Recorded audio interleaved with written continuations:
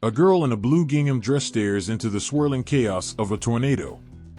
The wind screams, the earth trembles, and the air carries the scent of damp soil and fear. Her heart pounds like a drumbeat, each thud echoing a question she doesn't know how to ask. This isn't just a storm, it's a force that rips apart everything familiar. The house groans and creaks, as if alive and terrified, before it is plucked from the ground and hurled into the heavens. She clutches a small dog to her chest, whispering reassurances she doesn't believe. The spinning feels endless, as though time itself has abandoned her. And then, stillness. The kind of silence that doesn't comfort but unnerves, like the held breath before an explosion.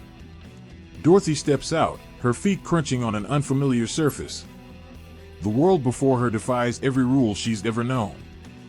The colors are impossibly vibrant, like someone spilled a painter's palette across the land.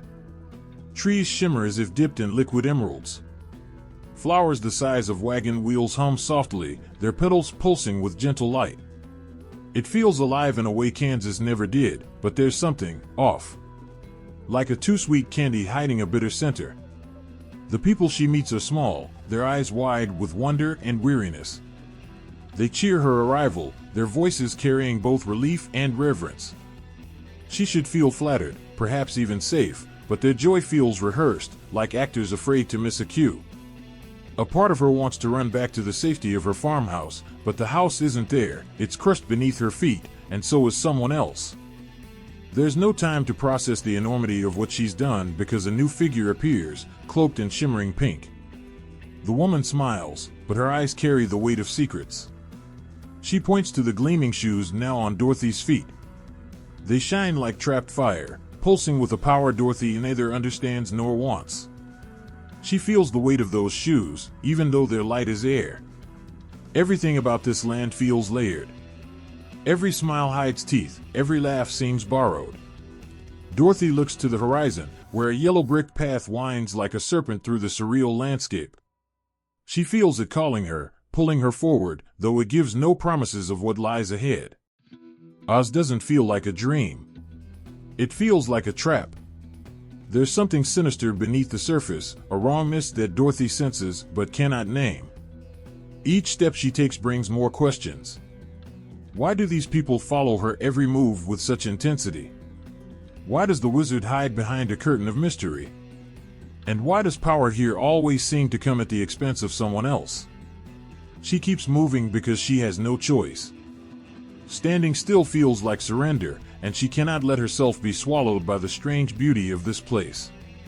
The shoes, the road, the people, they all carry pieces of a story she didn't ask to be part of, but she's trapped in it now. Each encounter peels back another layer of Oz's glittering facade. The Scarecrow, who longs for a brain, speaks with sharp insight. The Tin Man, who yearns for a heart, weeps for things he cannot name. The Cowardly Lion, so desperate for courage, stands tall against every danger they face. And through it all, Dorothy feels the eyes of unseen watchers. This land isn't just alive, it's watching, waiting, testing her. Oz grips you. It pulls at the edges of your mind, making you question what's real and what's illusion. Dorothy starts to see the cracks in its perfection. The cheerful munchkins seem almost too grateful, as if their joy is enforced.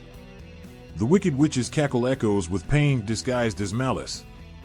Even Glinda, so radiant and kind, seems to know more than she lets on.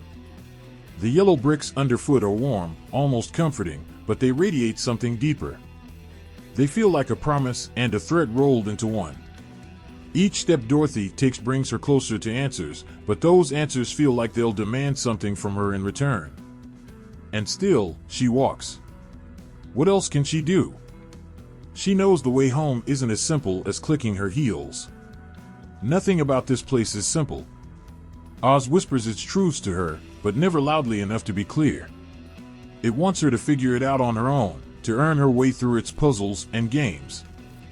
There's something about Oz that lingers in the bones, something that feels familiar even though it's unlike anything you've ever known. It's a reflection, maybe, of the parts of us we'd rather not face. Dorothy's journey isn't just through this strange land, it's into the heart of something far more unsettling. And the question isn't just whether she'll make it home, but what she'll have to leave behind to do so. The road stretches ahead, glittering and treacherous. Dorothy knows it's not just about reaching the Emerald City. It's about surviving the truths this place will force her to confront. And somewhere, in the shadows of Oz, someone, or something, is waiting. A boy sits by a fire, his fingers tracing the tattered pages of a book. The world outside is silent, cloaked in the dark of a small, Midwestern town. His heart thrums with the yearning of someone who knows life has more to offer than dusty streets and endless fields. Stories are his escape, his rebellion, his salvation. That boy, with his restless imagination, will grow into the man who gives the world one of its most beloved and enigmatic tales. Frank Baum was not born a wizard, but his life reads like the prologue of one. There was something about him that didn't fit neatly into the time or place he came from. His father, a man of industry and ambition, built an empire in oil. Young Frank was expected to follow in his father's footsteps, to become a sturdy cog in the wheel of progress. But the boy with a head full of dreams was never meant for that life. He tried. Oh, how he tried. His ventures into the adult world were a patchwork of ambition and misstep, of dreams grander than the soil he stood on. A failed theater company, a store that crumbled under debt, a printing press that sputtered and fell silent. Each failure seemed to carve something into him, not bitterness, but a deeper hunger. It was as if the world kept telling him, not here, not yet, and he kept asking, then where? Then when? Frank married Maud Gage, a woman with fire in her veins and intellect in her gaze. Her mother, Matilda, was a suffragist and an iconoclast who believed in a world where women could reshape society. Matilda's ideas found fertile ground in Frank's mind, planting seeds of empowerment and equality that would later bloom in the unlikely form of a Kansas farm girl. But Baum was still a man searching for his place. He moved his family across the country, chasing 1,000 different dreams, a shopkeeper in South Dakota, an editor in Chicago, a promoter of household gadgets. Each time he built something, it seemed to crumble beneath him. And yet, he never stopped building. Through all the chaos, there was one constant: stories. His children, gathered at his feet, would listen wide-eyed as he spun tales of strange lands and braver-than-life heroes. Those stories were his sanctuary, the place where his failures didn't matter and his imagination could run free. And then, one day, he decided to share those stories with the world. Baum's first steps into writing were tentative, like dipping a toe into unfamiliar waters. His initial works were modest successes, enough to encourage him but not enough to define him. But then came 1900, and with it, The Wonderful Wizard of Oz. The book was unlike anything readers had seen before. It wasn't a moralizing fable or a grim fairy tale. It was bright, whimsical, and unapologetically American. There were no castles or knights here, no enchanted forests imported from Europe. Instead, there were vast plains, glittering cities, and ordinary people thrust into extraordinary circumstances. The success of Oz was instantaneous and overwhelming. Children devoured it, adults marveled at it, and critics hailed it as a new kind of storytelling. For Baum, it must have felt like finally finding the key to a door he'd been banging on his entire life. But the man behind the curtain wasn't as simple as his tale. Baum's politics, often progressive for his time, were marred by moments of deep contradiction. His editorials calling for violence against Native Americans stand as dark stains on his legacy, a reminder that even dreamers can carry the weight of their time's prejudices. These moments haunt his story, casting long shadows over his otherwise vibrant contributions. Even in the wake of Oz's success, Baum couldn't rest. He poured himself into creating sequels, building an ever-expanding world filled with new wonders and dangers. The series became his life's work, but it also became a kind of prison. Fans clamored for more, publishers demanded more, and Baum, ever the showman, obliged. By the end of his life, Baum was a man both celebrated and exhausted. The magic he'd created had taken on a life of its own, but it had also taken something from him. His health deteriorated, his finances crumbled, and yet, he kept writing. When he died in 1919, he left behind a legacy that would outlive him by centuries.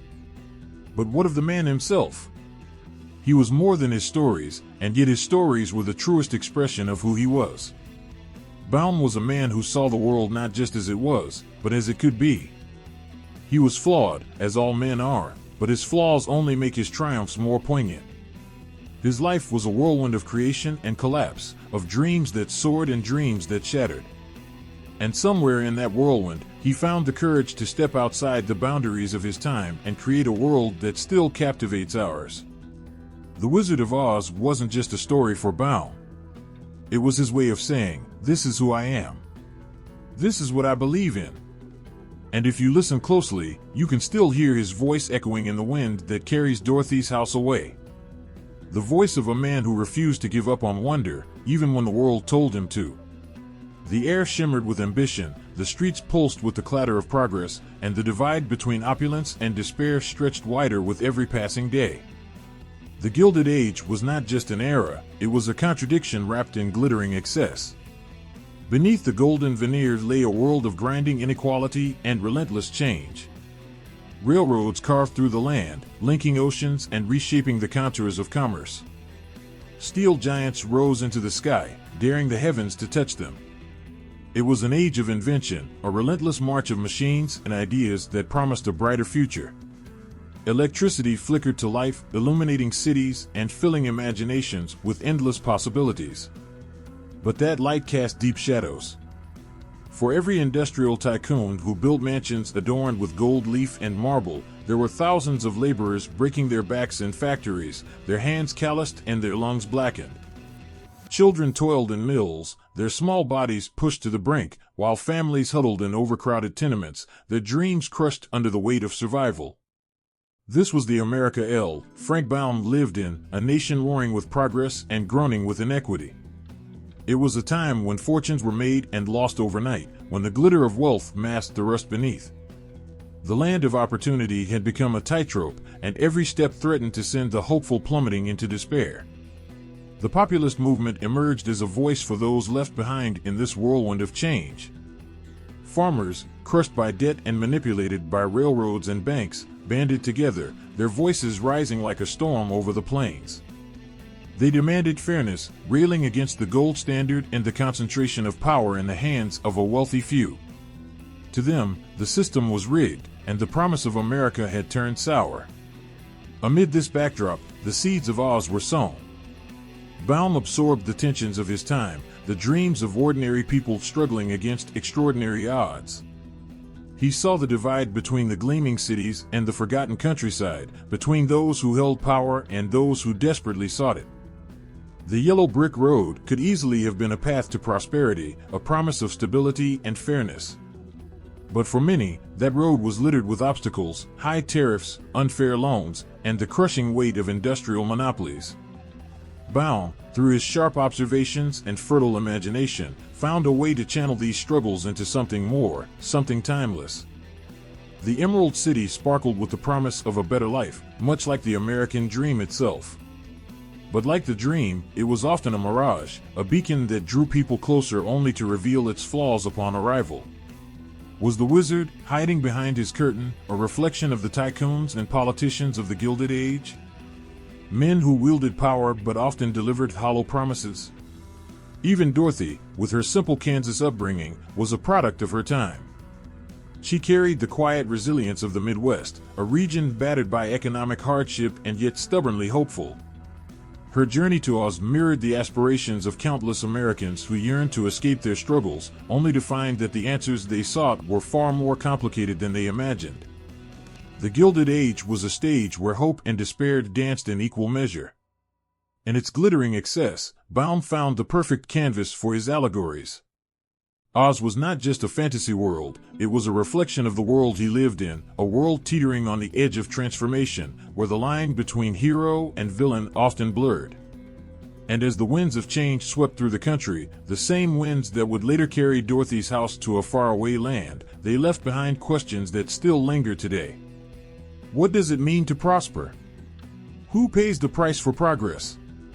And how much of what glitters is truly gold? The yellow brick road gleamed beneath Dorothy's feet, each brick catching the sunlight as if polished by unseen hands.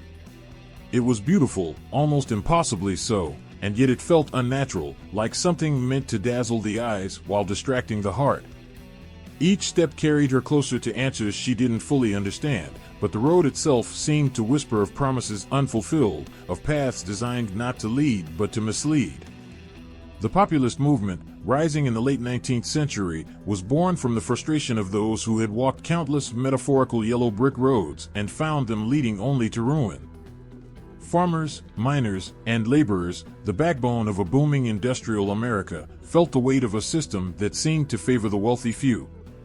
The glittering cities, the railroads crisscrossing the nation, the rise of new industries, all were built on the backs of people who saw little of the prosperity they helped create.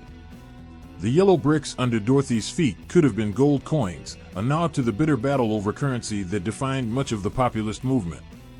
The debate was as heated as the Kansas summers Dorothy fled. Should the nation's wealth rest solely on gold, or should silver join as its counterpart? To the wealthy, gold symbolized stability, the assurance that their fortunes would remain secure. But for farmers and laborers drowning in debt, silver represented hope, a chance to inflate the currency and make their burdens lighter. The yellow brick road was as much a trap as it was a path. For those who walked it, the promise of prosperity often ended in disillusionment. Farmers in the Midwest and South faced endless struggles, high shipping costs imposed by monopolistic railroads, predatory lending practices, and plummeting crop prices. They had no shoes of silver or gold to lighten their load, only the calloused soles of hard work and sacrifice. The populists were the first to say, "Enough." They gathered in barns, town halls, and under open skies to voice their anger, their sorrow, their dreams of a fairer world. The People's Party was born, its platform as bold as it was controversial: government ownership of railroads, progressive income taxes, direct election of senators, and the free coinage of silver. But the movement wasn't just about policies, it was about dignity. The yellow brick road in The Wizard of Oz mirrored the journey of these people, a path that glittered with promise but was fraught with dangers. Dorothy's companions, the Scarecrow, the Tin Man, and the Cowardly Lion, each embodied struggles that resonated with the movement's supporters. The Scarecrow, searching for a brain, could have been the countless farmers dismissed as ignorant hayseeds. The Tin Man, rusted and immobile, echoed the plight of laborers who felt dehumanized by industry. And the Cowardly Lion? Perhaps he was the political leaders of the time, full of bluster but lacking the courage to stand against the elite. The road was never straight, its twists and turns a reflection of the populists' uphill battle. They faced ridicule, opposition from entrenched political powers, and divisions within their own ranks. Even when they achieved victories, like influencing the platforms of the major parties, their ideals were often diluted, their voices co-opted by those who had no intention of fulfilling their demands. Dorothy's journey to the Emerald City paralleled the populists' quest for justice. The city shimmered with the promise of answers, much like Washington, D.C., or the great industrial hubs of the Gilded Age.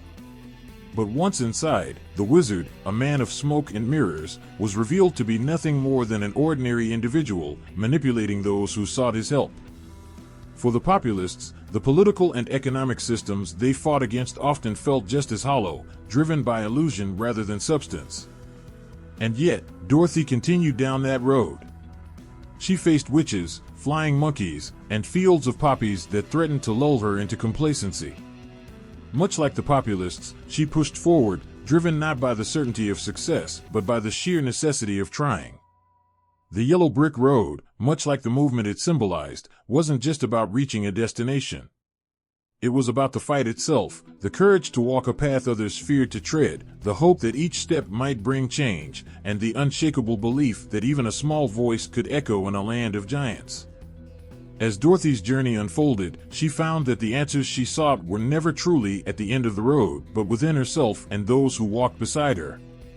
Perhaps the populists, too, understood that their power didn't lie in the policies they proposed or the elections they won, but in their refusal to accept a world where only a select few could prosper.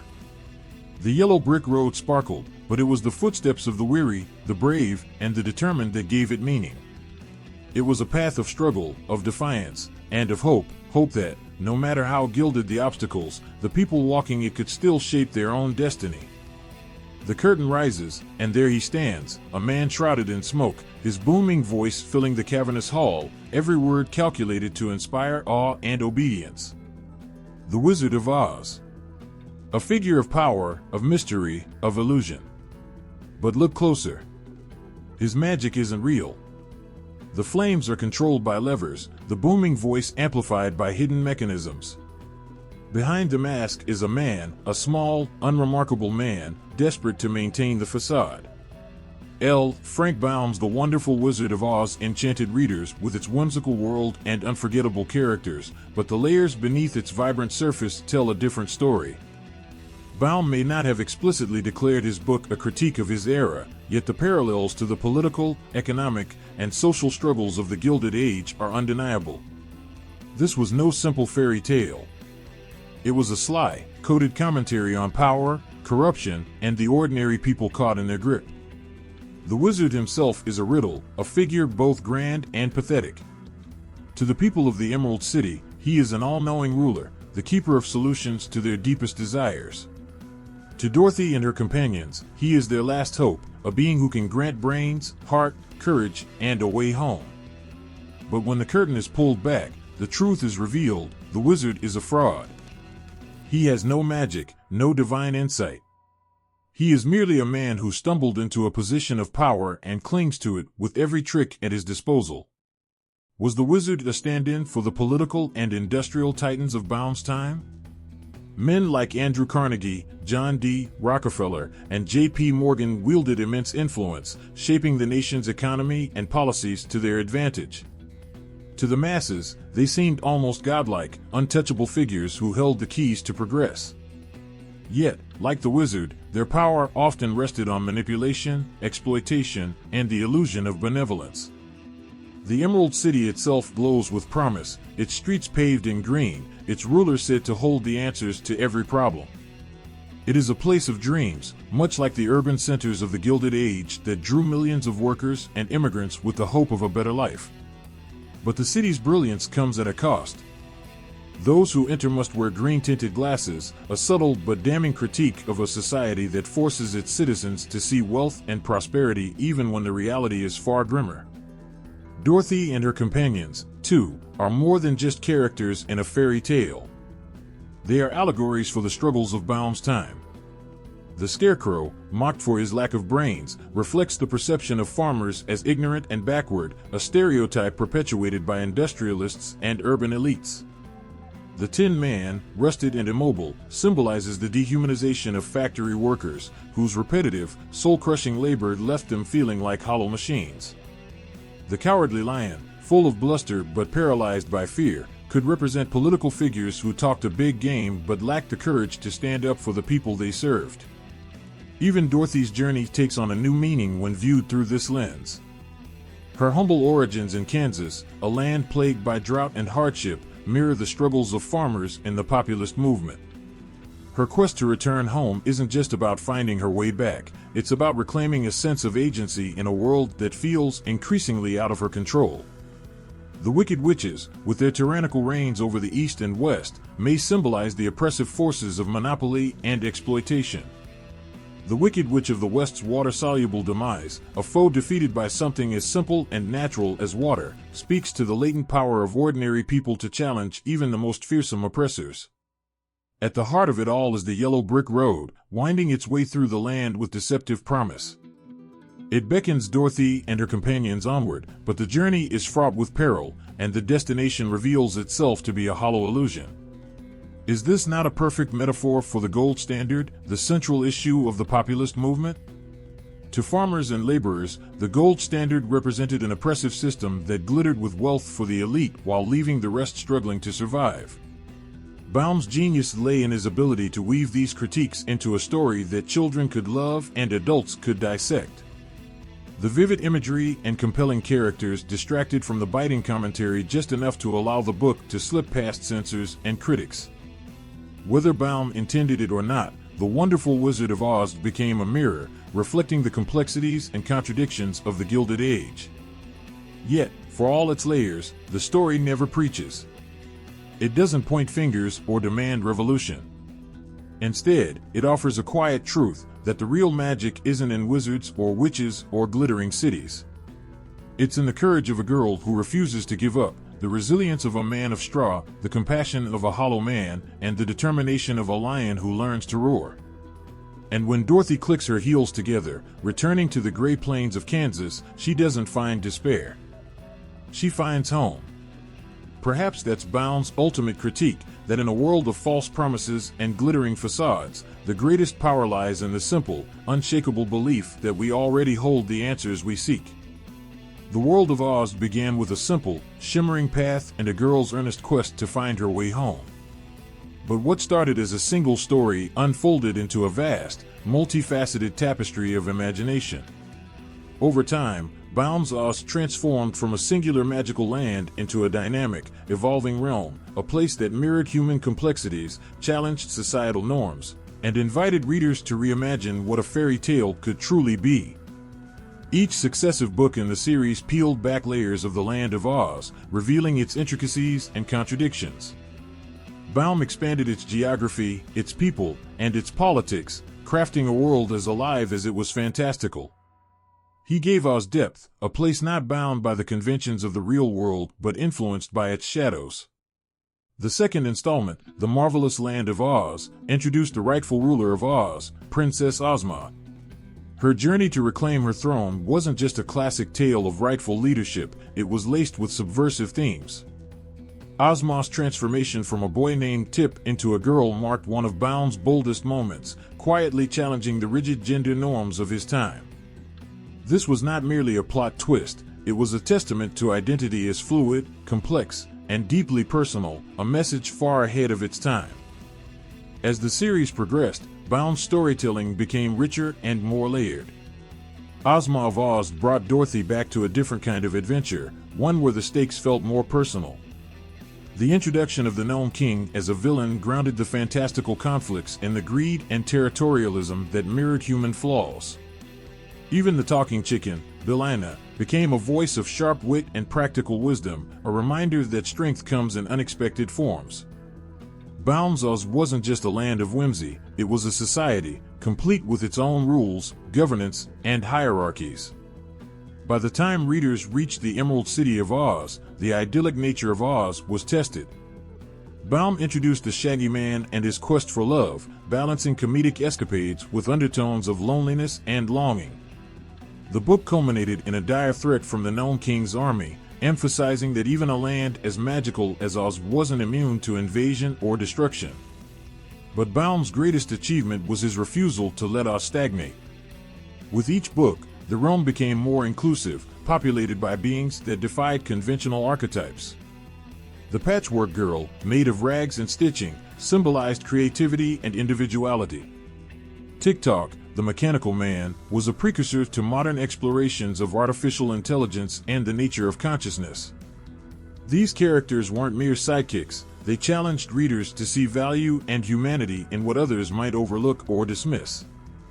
Even the concept of good and evil evolved as Bound continued to write.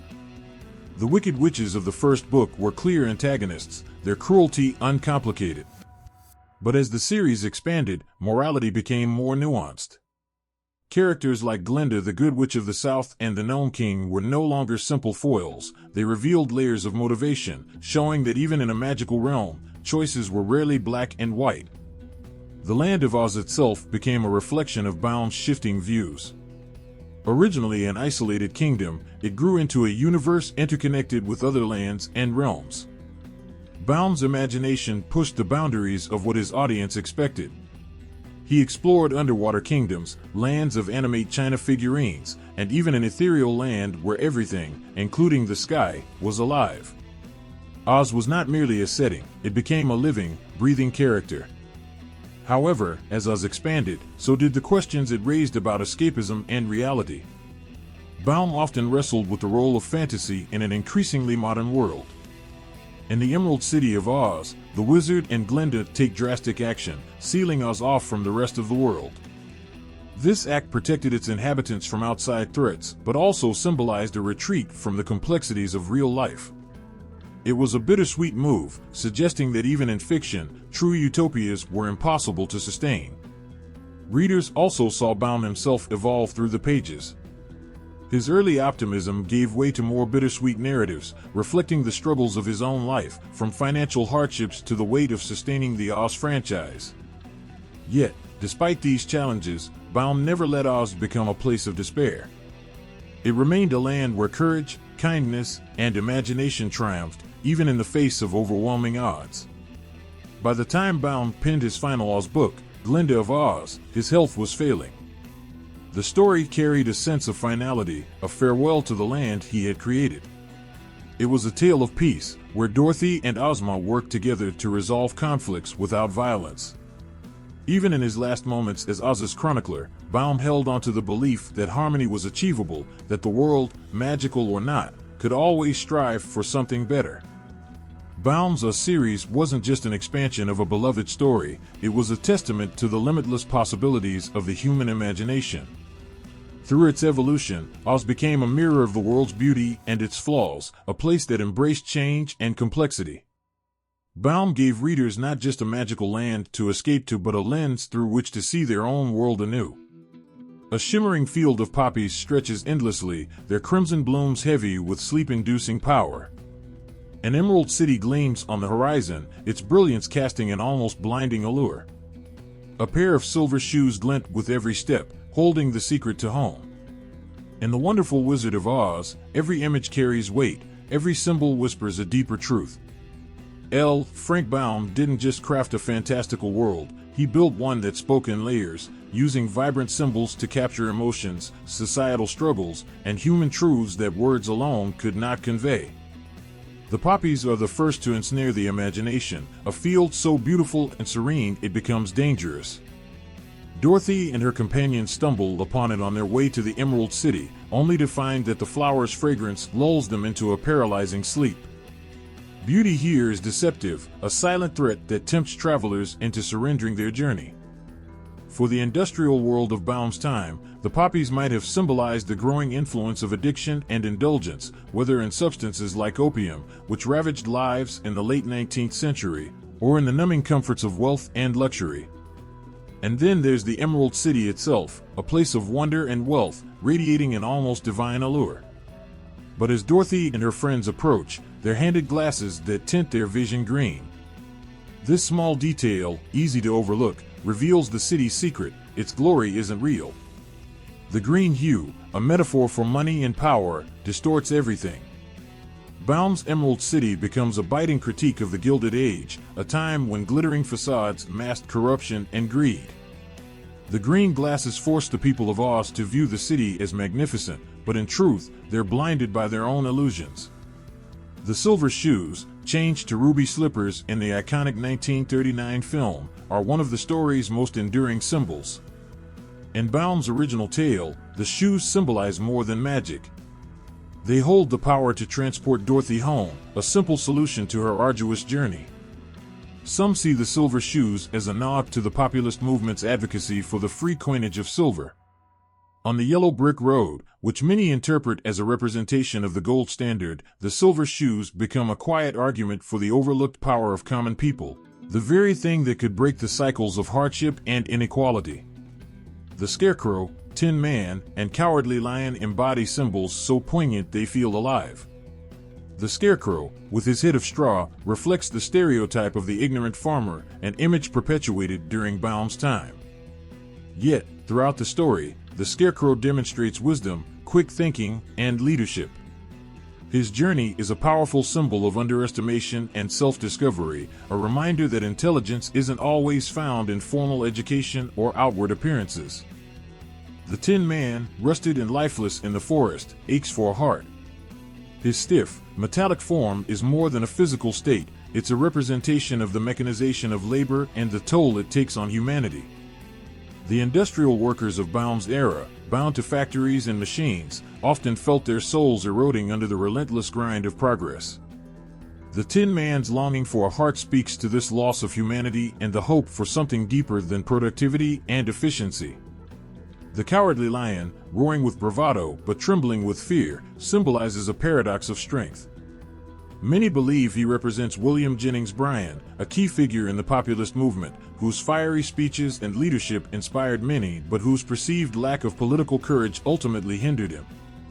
The Lion's Journey, however, reveals that courage isn't the absence of fear, but the act of facing it, a lesson as timeless as it is personal. Even the Wicked Witches are rich with symbolism. The Wicked Witch of the West, with her ruthless determination to claim Dorothy's shoes, represents forces of greed and oppression. Her ultimate demise, melted by water, shows that even the most terrifying threats can be vanquished by something as pure and essential as nature itself. The yellow brick road itself is perhaps the most enduring image of all. It gleams with promise, its golden path leading to the Emerald City. But the journey it demands is arduous, full of challenges and deceit.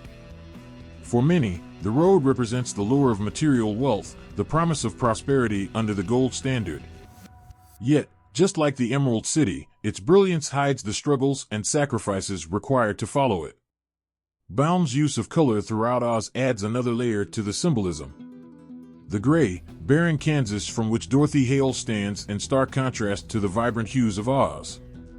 Yet, by the end of her journey, Dorothy finds herself longing for the very simplicity she once sought to escape. The message is clear: it's not the dazzling spectacle of Oz that makes it special, but the strength, kindness, and courage Dorothy discovers along the way. Imagery in The Wonderful Wizard of Oz isn't just decoration, it's the language of the story's heart. Each symbol pulses with meaning, inviting readers to look beyond the surface and find truths that resonate deeply. In Oz, magic is more than spells, it's the ability to see oneself and the world in a new and unflinching light. In The Wonderful Wizard of Oz, femininity is a force as multifaceted and complex as the land of Oz itself. From the gentle wisdom of Glinda to the ruthless ambition of the Wicked Witch of the West, the story challenges traditional notions of power and gender, weaving a narrative where women hold the keys to transformation, destruction, and salvation. It is a tale that celebrates strength, questions stereotypes, and redefines what it means to wield power in a world that often underestimates the feminine. At the heart of it all is Dorothy, an unlikely heroine. She is not a warrior or a queen.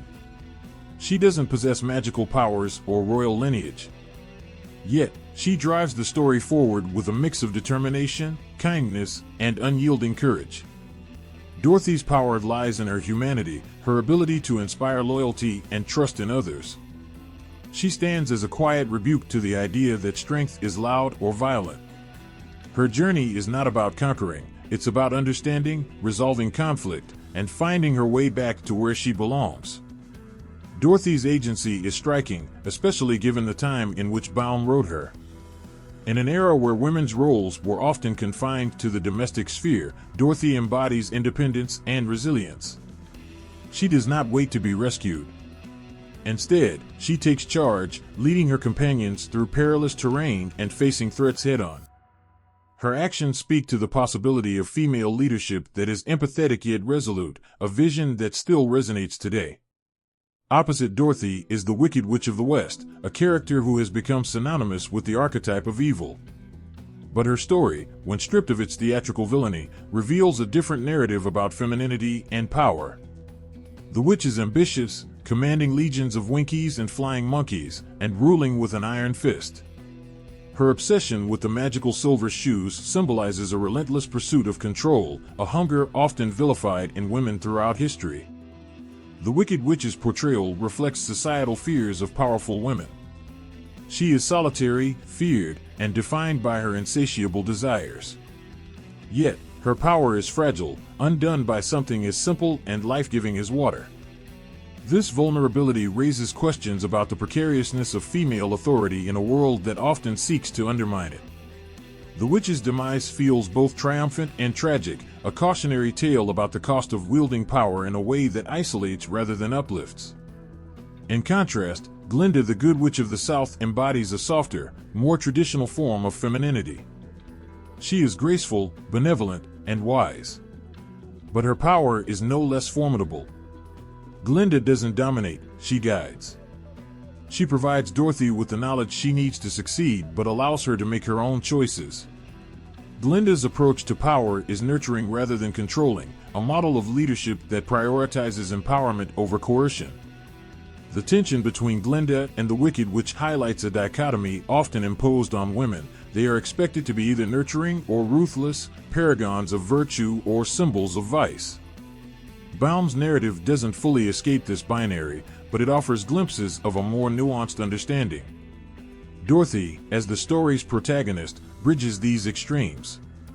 She is kind but firm, innocent yet resourceful, embodying a balance that defies simplistic categorization.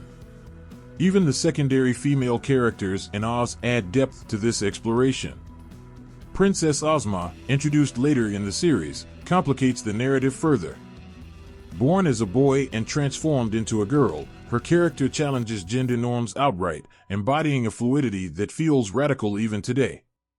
Ozma's rule is marked by fairness and wisdom, but her story also reflects the challenges of inhabiting a role that defies societal expectations. Baum's Oz is a world where women dominate the narrative, but it is not without its contradictions. The Wicked Witch's fall could be seen as reinforcing the idea that ambition in women leads to ruin, while Glinda's success might suggest that only a more passive form of power is acceptable. Yet, Dorothy's journey pushes back against these constraints, offering a vision of femininity that is both compassionate and assertive.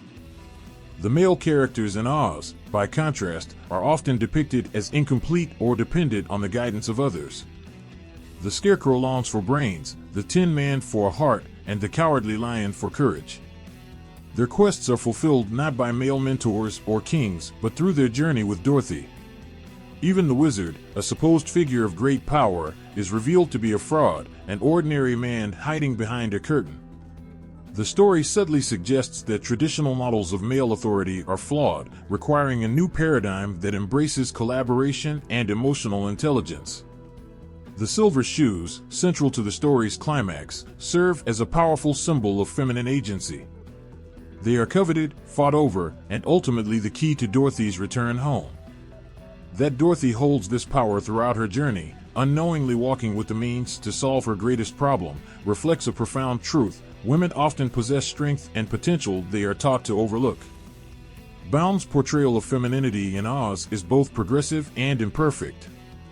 It celebrates women's power in its many forms, from Dorothy's quiet resilience to Glinda's wisdom and the Wicked Witch's ferocity.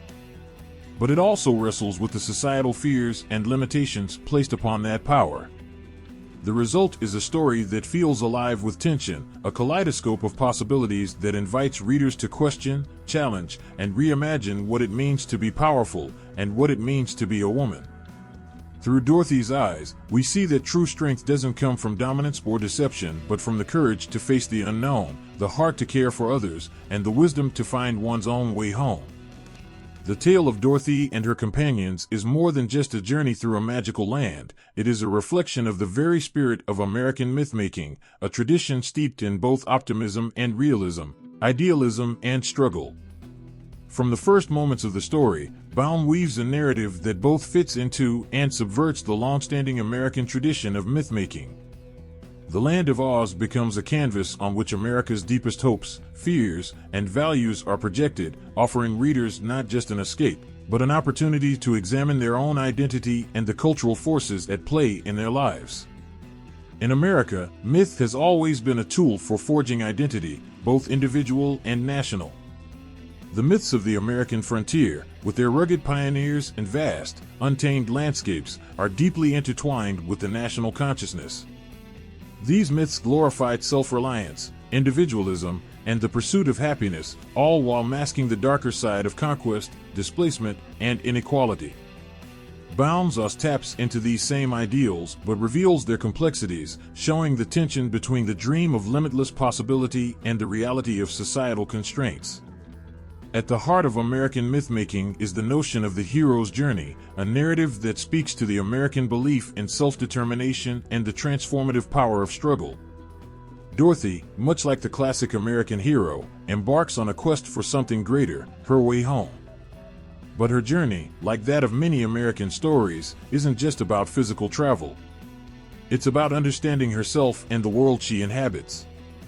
As she traverses the yellow brick road, facing trials and discovering allies, Dorothy is not only fighting to return to Kansas, but is also learning the importance of her own inner strength. The American myth-making tradition is one of progress and hope, but it is also one of struggle. It's a story of striving for a promised land, a place where dreams can be realized and the impossible becomes possible. The Land of Oz, with its lush landscapes and larger-than-life characters, mirrors the American dream in its fullest, most fantastical sense. Yet, much like America's own history, Oz is not without its complications. The Emerald City, with all its splendor, is a city built on illusion. It promises greatness but hides its flaws behind green-tinted glasses, forcing the characters to see it through a distorted lens. In this way, Baum critiques the myth of the American dream itself, showing that beneath the glittering surface lies a web of deception, greed, and complexity. Baum's critique of the American myth doesn't stop at the Emerald City. The story's characters also challenge traditional American ideals of heroism and success. Dorothy is a young girl, far from the traditional strong, silent male hero of many American myths. She is not physically imposing or armed with weapons, yet she demonstrates immense courage, compassion, and wisdom. Her companions, the Scarecrow, the Tin Man, and the Cowardly Lion, are also far from the usual archetypes of American strength. The Scarecrow is made of straw, the Tin Man is hollow, and the Lion is filled with fear. Yet each of them, through their journey with Dorothy, comes to realize that they already possess what they were searching for. This resonates with the broader American myth of self-discovery, of finding one's own strength in the face of adversity, and the idea that the greatest power lies within. Moreover, the character's journey emphasizes a recurring theme in American mythology, the need for collaboration in achieving greatness. In contrast to the rugged individualism often celebrated in American stories, Baum's Oz suggests that true power comes from connection, community, and the willingness to help and support one another. Dorothy's quest is not a solo venture, it is one marked by the companionship of those who, despite their own flaws and fears, offer their strengths and insights along the way. This mirrors the evolving ideals of American society, where, at its best, collaboration and unity are seen as essential to progress. The figure of the wizard, too, plays a critical role in the myth-making process. He is a charlatan, a man behind a curtain, pulling the strings to create an illusion of power and wisdom. The wizard embodies the myth of authority in American culture, those who wield power without substance, whose authority is often built on deception. His ultimate unmasking echoes a recurring theme in American mythmaking, the collapse of false idols and the realization that true leadership is not about grandeur or spectacle but about authenticity and the courage to admit one's own limitations. Baum's Oz, and all its magic and mystery, critiques the very foundation of American mythology. The narrative doesn't present a simple, idealized view of a land of promise and glory. Instead, it shows a world that is beautiful and strange, flawed and magnificent, just like America itself.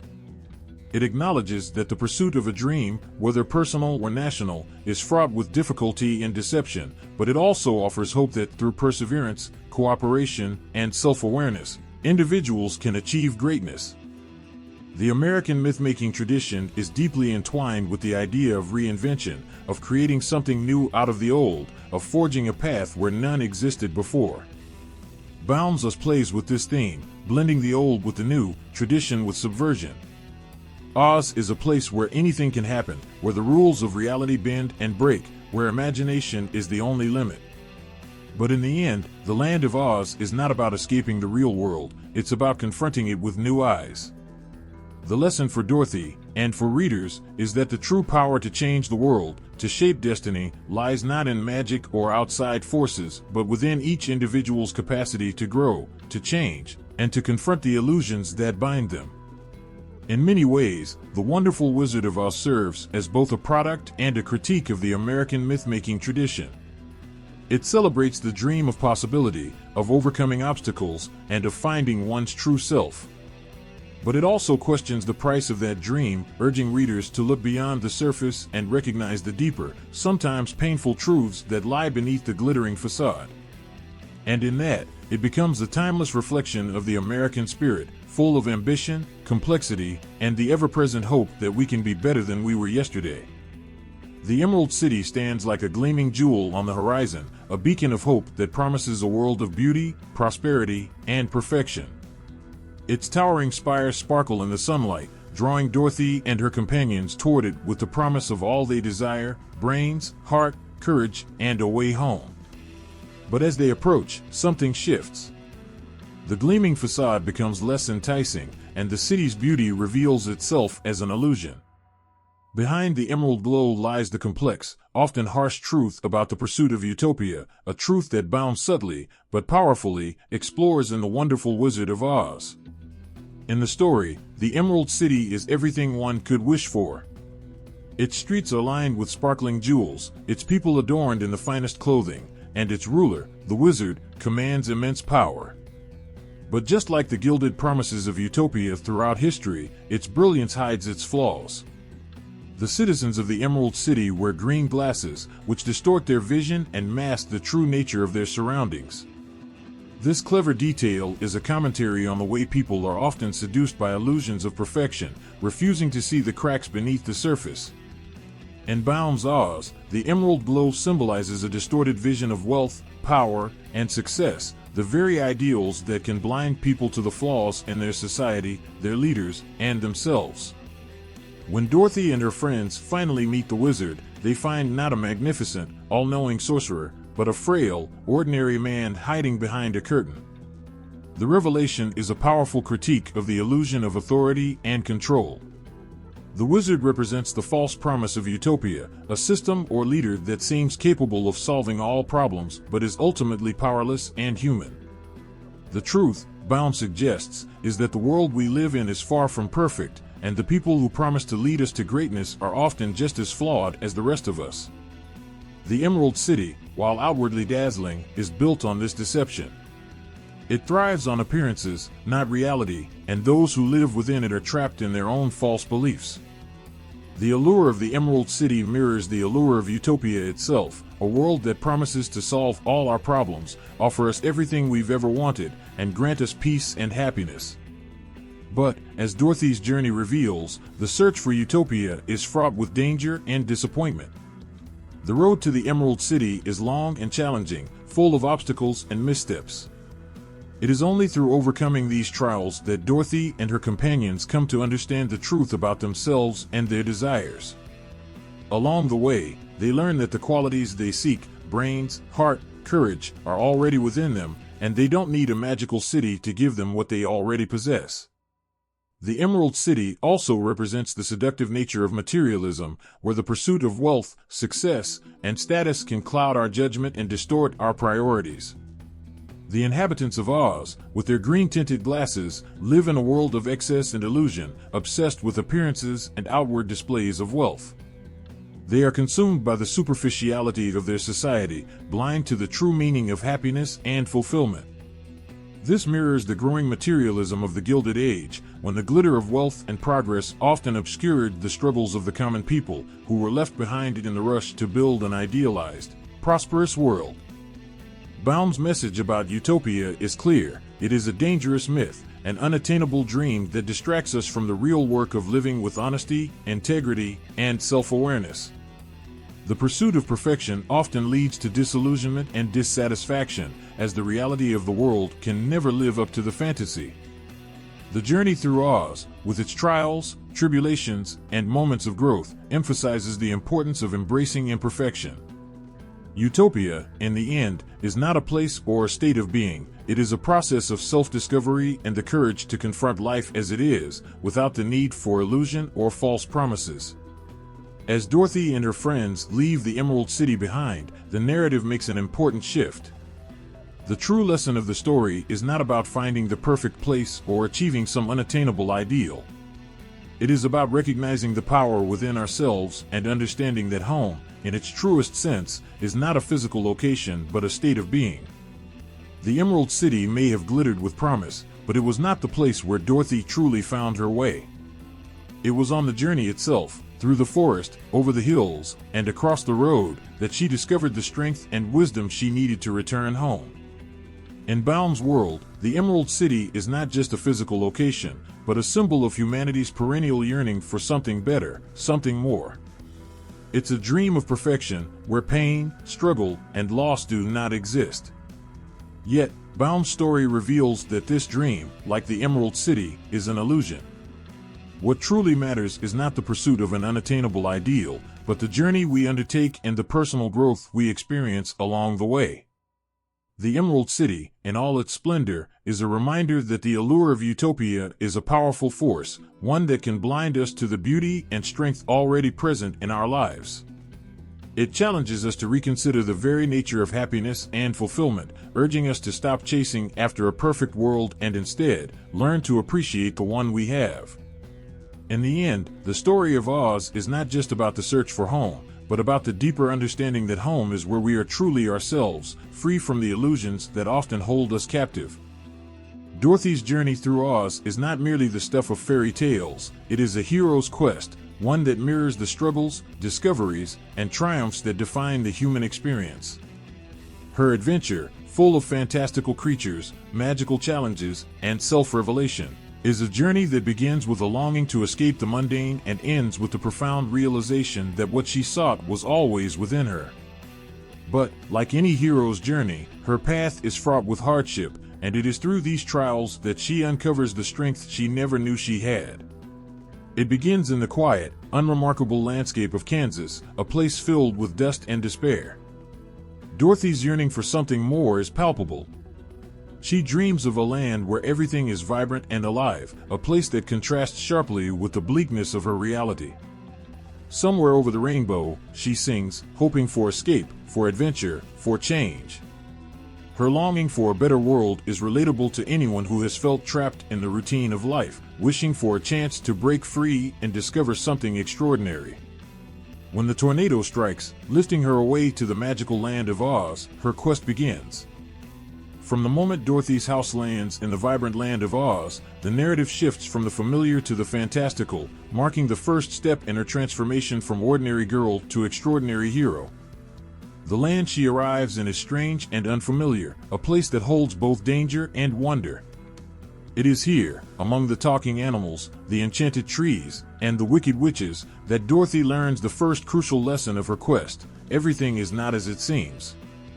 Oz, for all its magical allure, is a place of uncertainty, mystery, and unpredictability.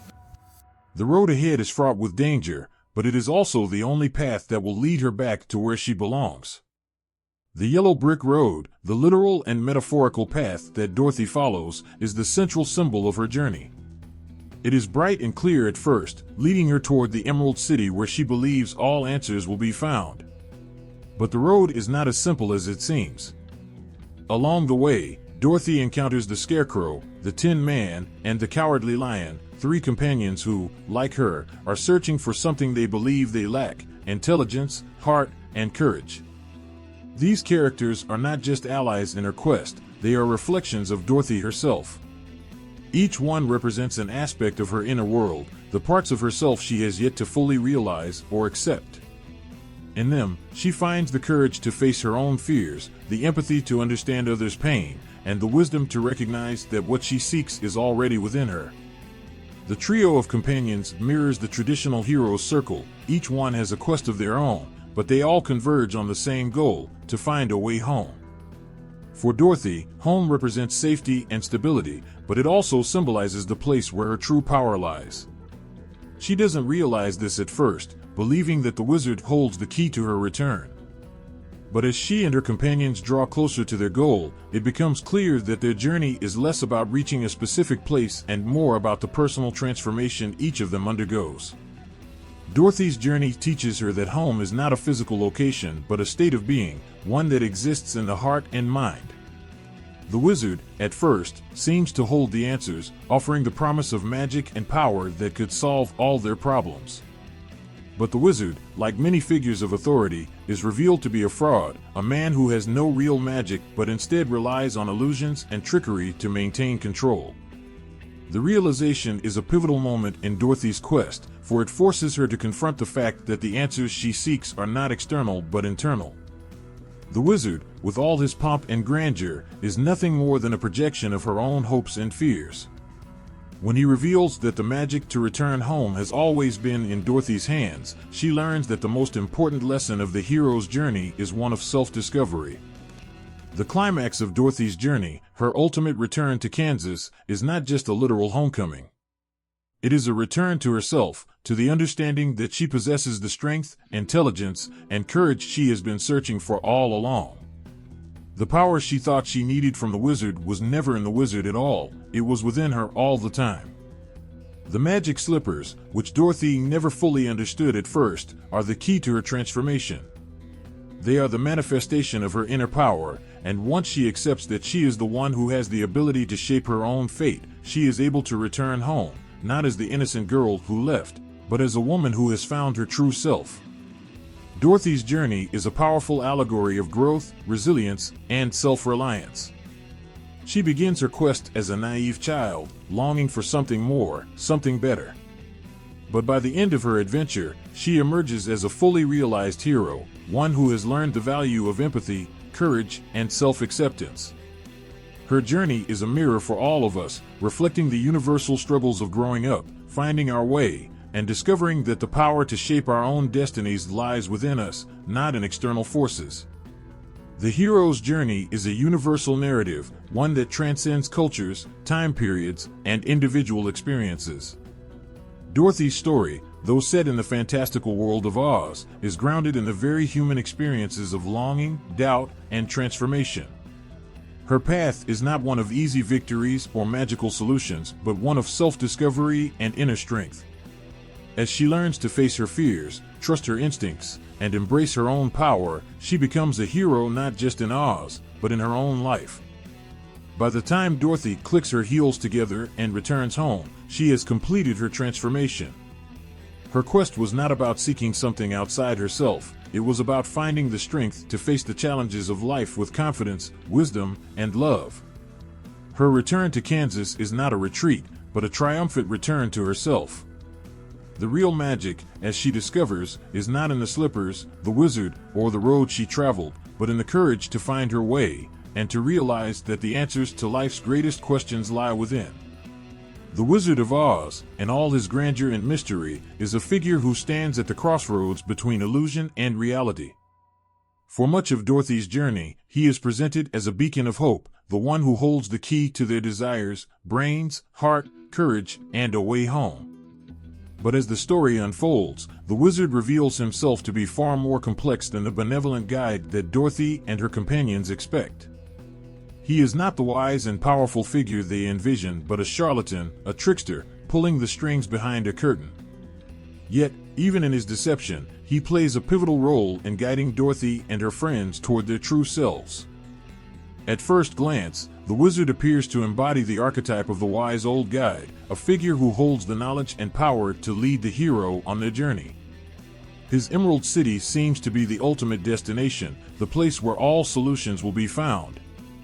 The wizard himself is clothed in magnificent robes, with a booming voice and a mysterious presence that commands respect. For Dorothy and her companions, he is a figure of authority, a man who seemingly has the power to grant their deepest wishes. His role as a guide is confirmed by his promise to give each of them what they desire if they complete the task of defeating the Wicked Witch of the West. He presents himself as someone who understands their needs and can offer the answers they seek. However, as Dorothy's group ventures deeper into the wizard's domain, the curtain begins to peel back, and the truth emerges. The wizard is, in reality, a man with no magical powers at all. He is simply a man who has used illusions and trickery to create the appearance of power and wisdom. His magic is nothing more than smoke and mirrors, and when Dorothy and her companions finally confront him, they discover a man who is no different from them, a man who is just as vulnerable, flawed, and uncertain as anyone else.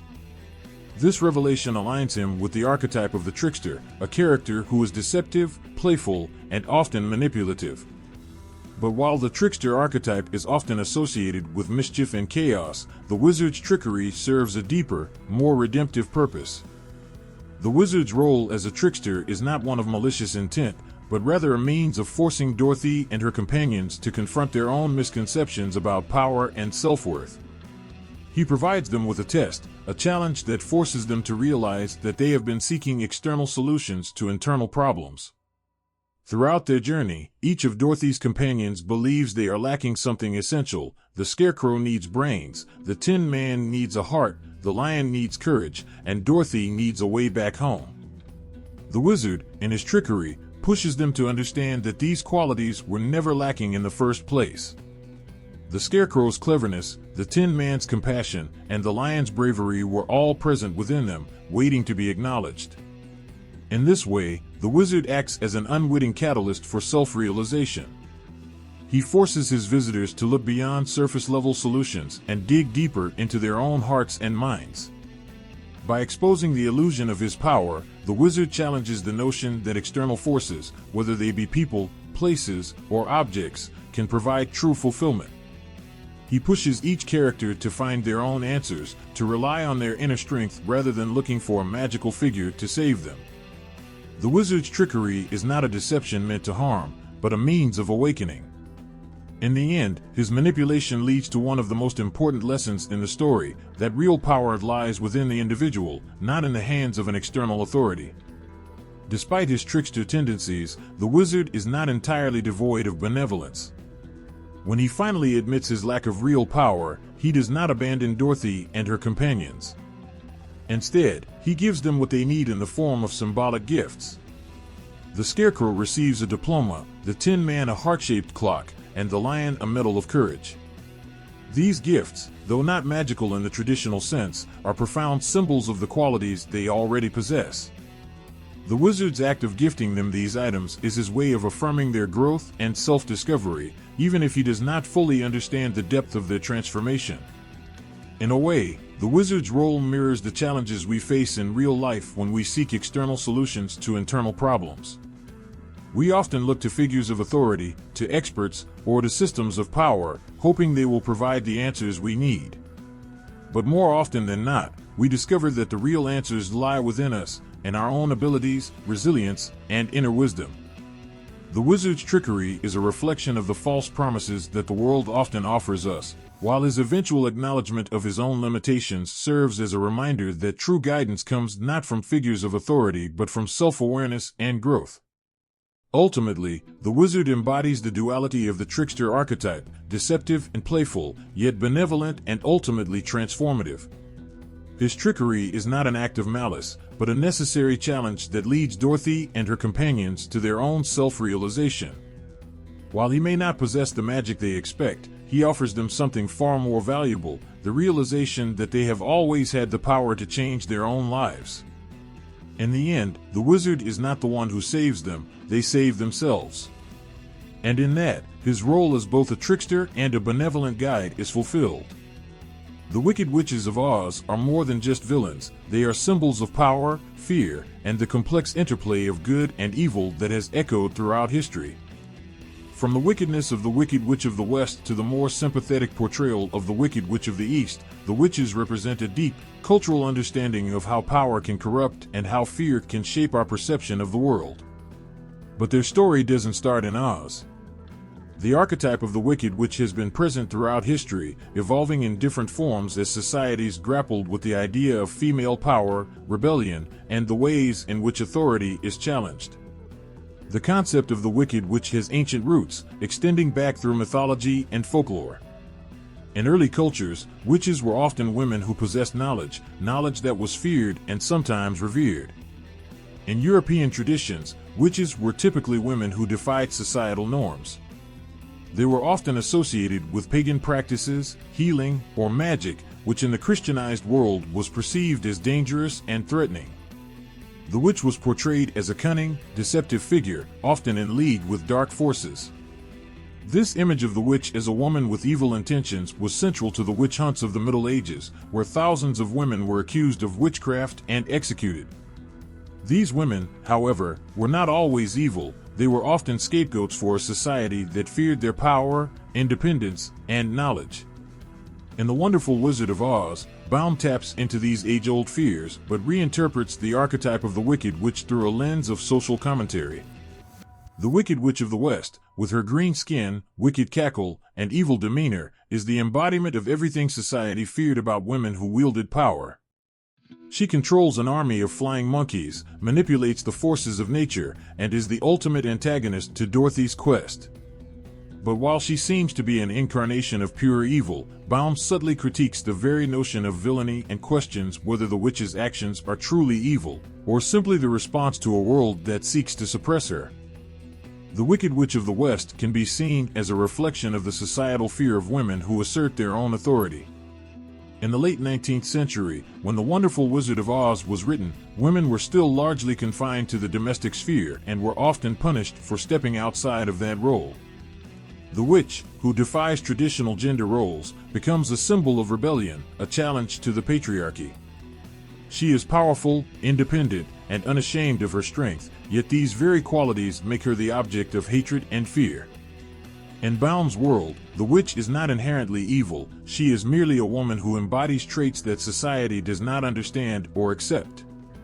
The Wicked Witch of the West also reflects the fears surrounding the rise of industrialization and the growing gap between the rich and the poor. Her flying monkeys are not magical creatures, but rather symbols of the oppressed masses, people who are forced to do her bidding and are manipulated by her power. The witch controls the land of the West, an area marked by harshness and desolation, just as the powerful in society control the land and resources while the poor are left to suffer. The witch's evil is a reflection of the larger social and political structures of the time, systems that exploited the weak and marginalized in society. Interestingly, Baum's portrayal of the Wicked Witch of the East is more ambiguous. She is not given a personality or much screen time, but her death at the hands of Dorothy's house is one of the story's most shocking moments. This witch's death, much like the witches who were often victims of superstition and fear in history, symbolizes the destruction of an established power. But in Baum's version, the Wicked Witch of the East is not as complex or fleshed out as her counterpart in the West. Her role in the story is to be an obstacle for Dorothy's journey, but in doing so, she represents the kind of blind, oppressive power that can be easily dismantled. Over time, the concept of the Wicked Witch has evolved and adapted to the changing times.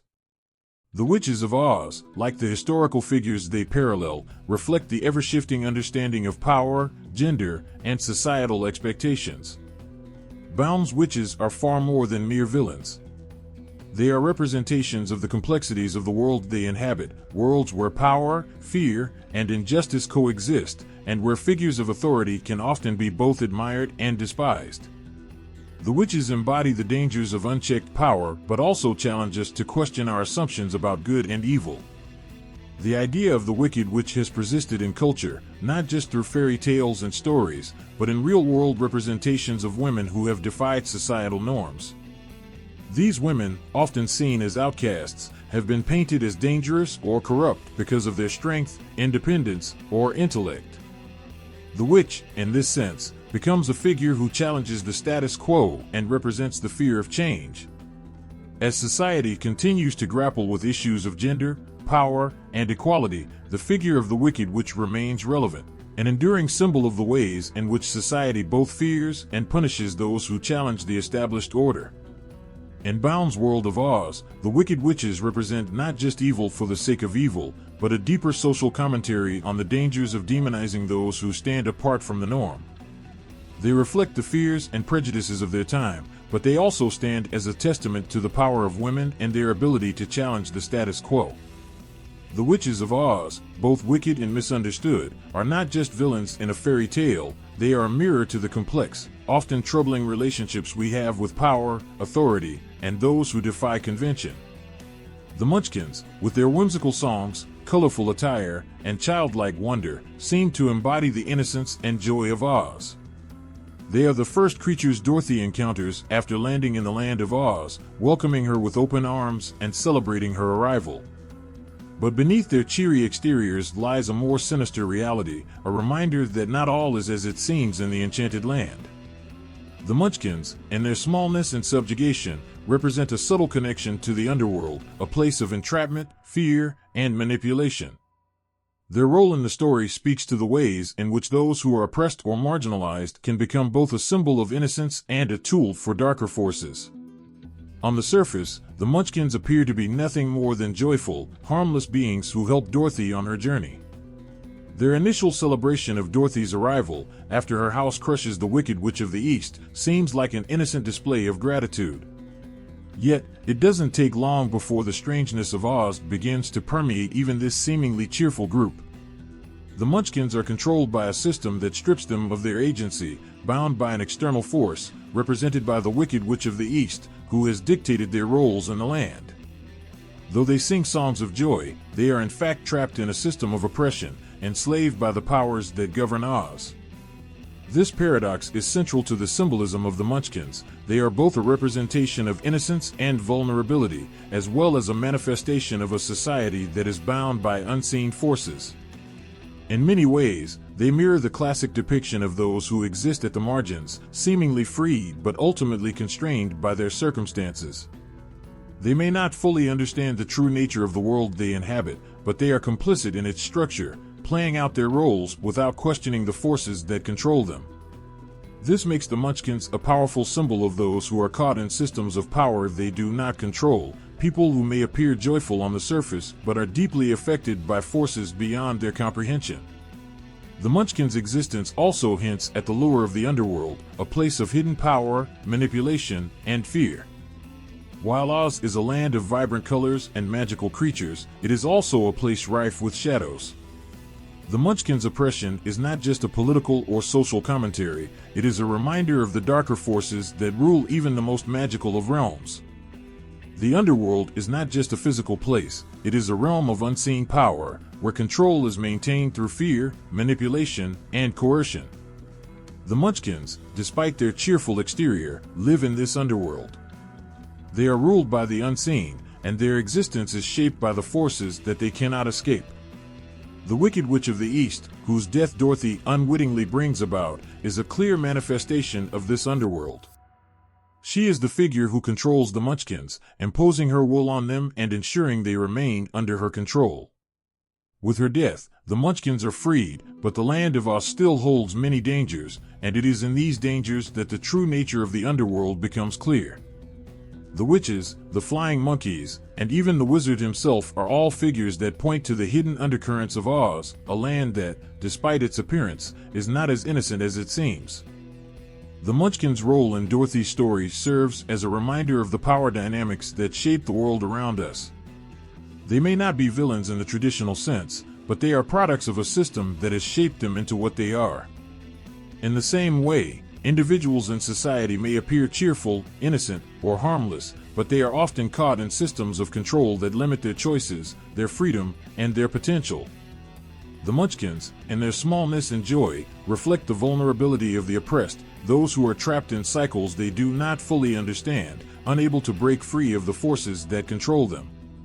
In many ways, the Munchkins' liberation from the Wicked Witch's rule is a metaphor for the hope that lies within us all to break free from systems of oppression, no matter how deeply entrenched they may be. Their joyous celebration of Dorothy's arrival signals the possibility of change, a shift in the power structure of Oz that leads to their freedom. But this liberation is not just physical, it is a spiritual and emotional release as well. In the same way that the Munchkins are freed from the witch's tyranny, Dorothy and her companions are freed from the limitations they have placed on themselves. The underworld of Oz, the dark forces that control and manipulate, serves as a reflection of the struggles faced by those who are marginalized, oppressed, or unseen in the world. It represents the fear of being trapped in a system that seems insurmountable, the anxiety of being caught in cycles that we cannot break. But the Munchkin story also serves as a reminder that change is possible, and that even those who seem the most powerless have the potential to find freedom and empowerment. Through the Munchkins, we see that the underworld is not just a place of darkness, but a place of transformation, a realm where those who are oppressed can find liberation, and those who seek power can be exposed for the frauds they are. The Munchkins, trapped for so long under the rule of the Wicked Witch, are ultimately freed by Dorothy's arrival. Their smallness does not diminish their importance, and their eventual joy speaks to the power of hope and the belief that, even in the most oppressive systems, there is always the possibility for change.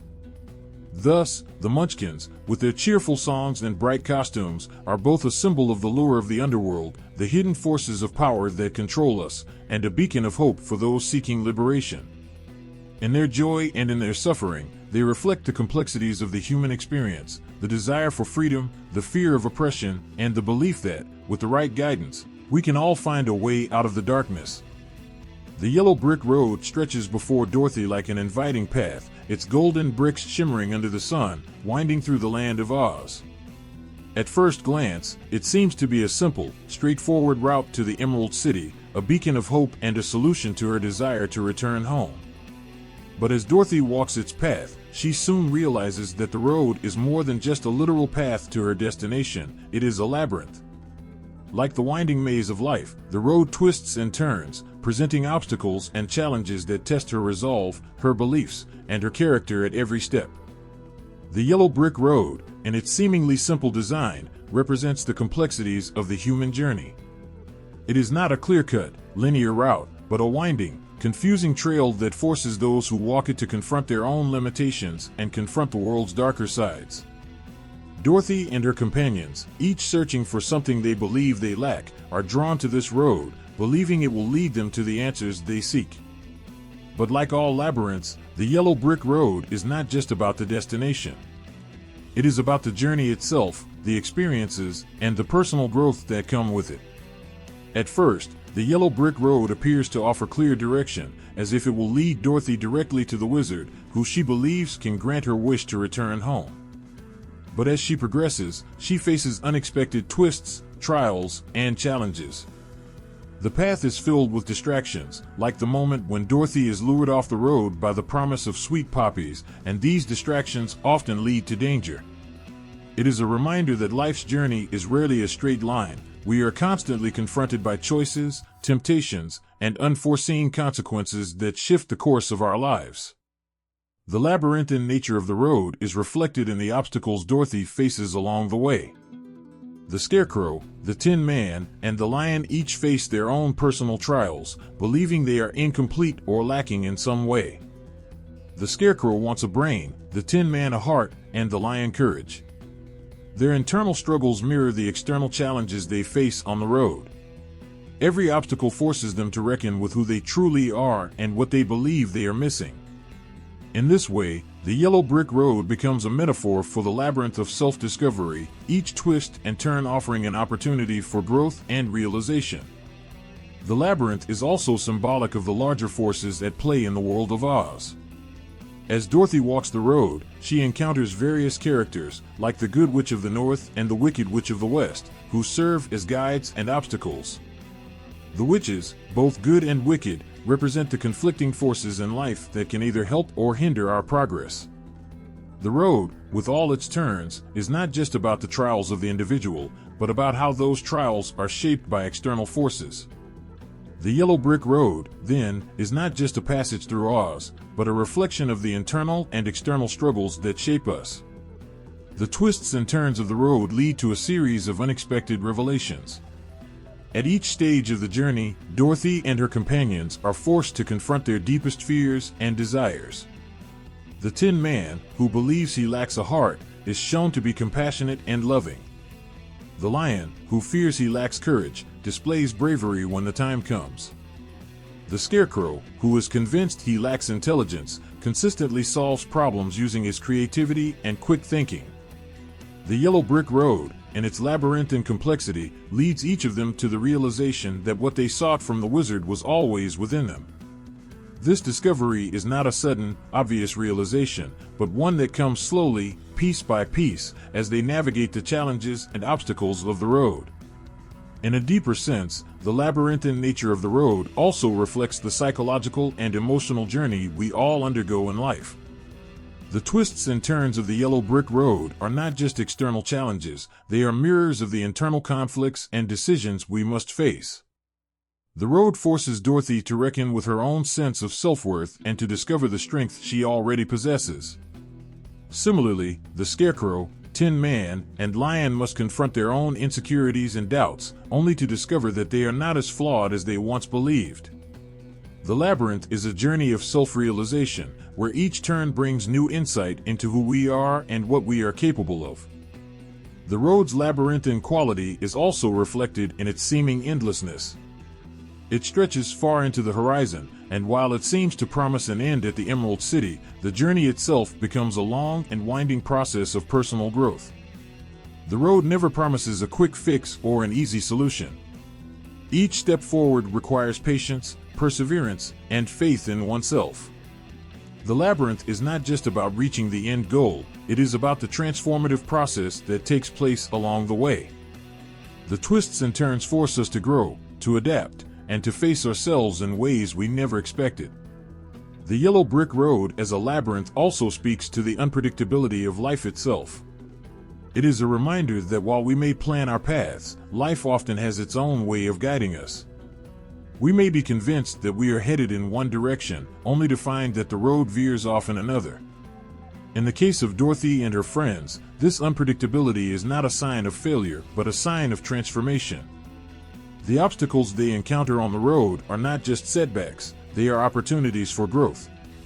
The twists in the path lead them to new discoveries about themselves and their place in the world. As Dorothy reaches the end of the yellow brick road and the Emerald City, she realizes that the road has not only led her to the wizard, but it has led her to a deeper understanding of herself. The labyrinth that seemed so daunting at the beginning of the journey has been a guide, leading her to the truth that what she sought was within her all along. The journey of the yellow brick road is not just a path to Oz, but a journey of self-discovery, a realization that we must face the twists and turns of life, embrace the challenges that come our way, and trust that each step brings us closer to the truth of who we are. The flying monkeys are among the most unsettling and memorable elements of The Wizard of Oz. With their shrill screeches, chaotic movements, and sinister presence, they are the embodiment of fear and servitude. These creatures, under the control of the Wicked Witch of the West, are not just physical threats, they represent something far deeper, a powerful symbol of the fear of the unknown and the other. In their otherworldly nature, the flying monkeys evoke a primal fear that runs through the very heart of the land of Oz, and by extension, the collective psyche of its inhabitants. In many ways, the flying monkeys are not just animals or creatures, they are a projection of society's deepest fears. They are neither fully human nor fully animal, and their ability to fly adds an element of the supernatural. This liminal existence, the space between human and beast, creates an uncanny aura around them, blurring the lines between the familiar and the unfamiliar. They exist in a realm that is neither fully tangible nor entirely mythical, a zone that defies easy categorization. This sense of ambiguity, of being other, taps into a deep-seated fear of things that exist outside of our understanding or control. In cultures throughout history, anything that does not fit neatly into the categories of normal or acceptable has been met with suspicion and fear. The flying monkeys, in their wild, unrestrained behavior, reflect that age-old anxiety about what lies beyond the borders of the known world. The Wicked Witch of the West's control over the flying monkeys speaks to the ways in which fear is often used as a tool of control. She uses them as extensions of her own power, sending them to capture Dorothy, to steal the magic shoes, and to thwart any attempt at rebellion. The flying monkeys are not independent creatures, they are slaves to the witch's will, their autonomy stripped away by her darker magic. In their servitude, they mirror the oppressed groups throughout history who have been forced into roles of submission by those in power. They are the soldiers of fear, their very existence tethered to the witch's control. Their presence serves as a reminder of how fear can be weaponized, how the other can be turned into a tool of oppression and intimidation. But the flying monkeys also represent the fear of the unknown that often accompanies encounters with cultures, groups, or individuals deemed different. They are not evil in and of themselves, but they are portrayed as frightening, chaotic creatures, their actions driven by an outside force. In this sense, they become a metaphor for how society often fears what it does not understand. They are not human, and in their monstrous form, they embody the fear of those who do not conform to societal norms. The flying monkeys, in their alien appearance and frightening behavior, tap into the universal fear of the other, the group that is seen as different and, therefore, dangerous. Throughout history, This fear of the other has been used to justify violence, discrimination, and exclusion. The flying monkeys, as agents of the Wicked Witch, symbolize the consequences of such fears, how the perception of the unknown can lead to destruction.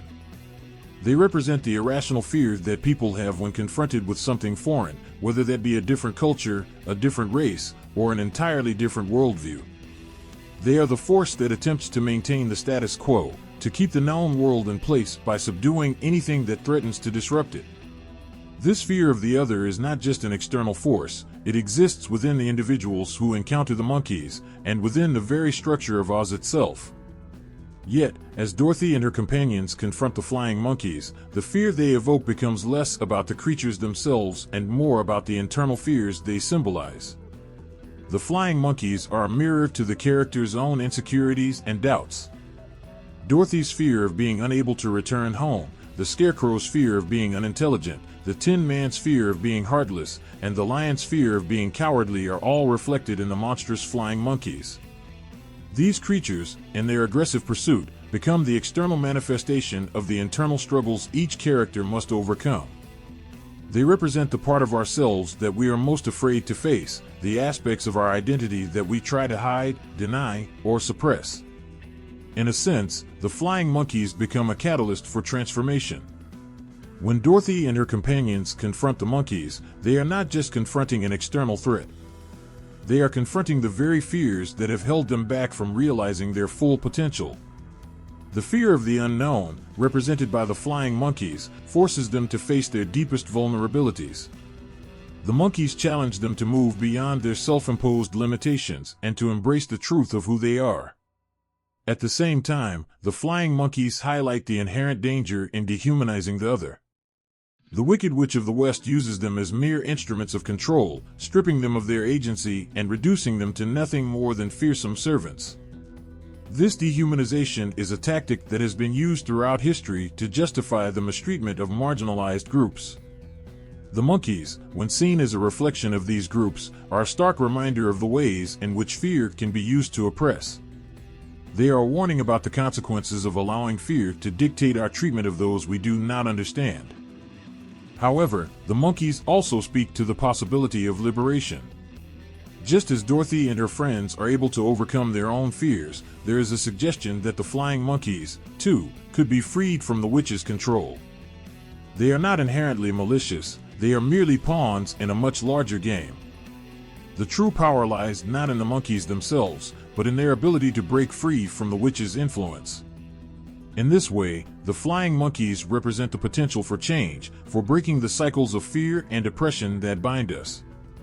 Ultimately, the flying monkeys serve as a powerful symbol of the dangers of fear and the othering of those who do not conform to societal norms. They embody the ways in which we project our anxieties onto those we do not understand, turning them into threats that need to be controlled or eradicated. But they also offer hope, the possibility that fear, when confronted and understood, can be overcome. The flying monkeys are both the embodiment of chaos and the potential for transformation, reminding us that the forces we fear the most may ultimately lead us to the growth and self-realization we desperately seek. The ruby slippers gleam on Dorothy's feet like the most precious of treasures, their brilliant red color a stark contrast against the dullness of the land around her. As she walks through the vibrant world of Oz, they seem almost to glow with an otherworldly power, a promise of something greater, something beyond her wildest dreams. They are more than just shoes. They are a symbol of hope, of magic, of home, and yet, the truth about their power is far more complex and profound than Dorothy could have ever imagined. The ruby slippers are not just magical objects, they are the embodiment of Dorothy's deepest desires and fears. At first, they seem to be nothing more than a tool to help her find the wizard, a way to fulfill her wish to return home. But as the story unfolds, it becomes clear that these slippers are more than just a means to an end. They hold the power to change everything. Their magic is not something that can be controlled or fully understood, and yet it is undeniable. They are, in essence, a representation of the inner power that Dorothy has been seeking all along, and they possess the ability to unlock her true potential. The slipper's power is tied to Dorothy's own journey of self-discovery. From the moment she lands in Oz, she is thrust into a world that is strange, chaotic, and beyond her understanding. She is far from home, surrounded by unfamiliar people, creatures, and forces. And yet, the ruby slippers give her something to hold onto, something familiar, something that symbolizes her connection to her home and her past. It is through these slippers that she learns that the power to return home was within her all along. The journey that she thought she had to take to find the wizard, this external quest, was really just a reflection of the internal journey she had to make. The slippers are a key that unlocks the realization that everything she sought was already within her grasp. The magic of the ruby slippers is not only about returning home. They also represent the idea of self-empowerment. Dorothy, in her humble innocence, is not aware of the true extent of their power. It is only through her experiences, through her interactions with her companions and the challenges she faces, that she begins to understand the magic that lies within her and within the slippers themselves.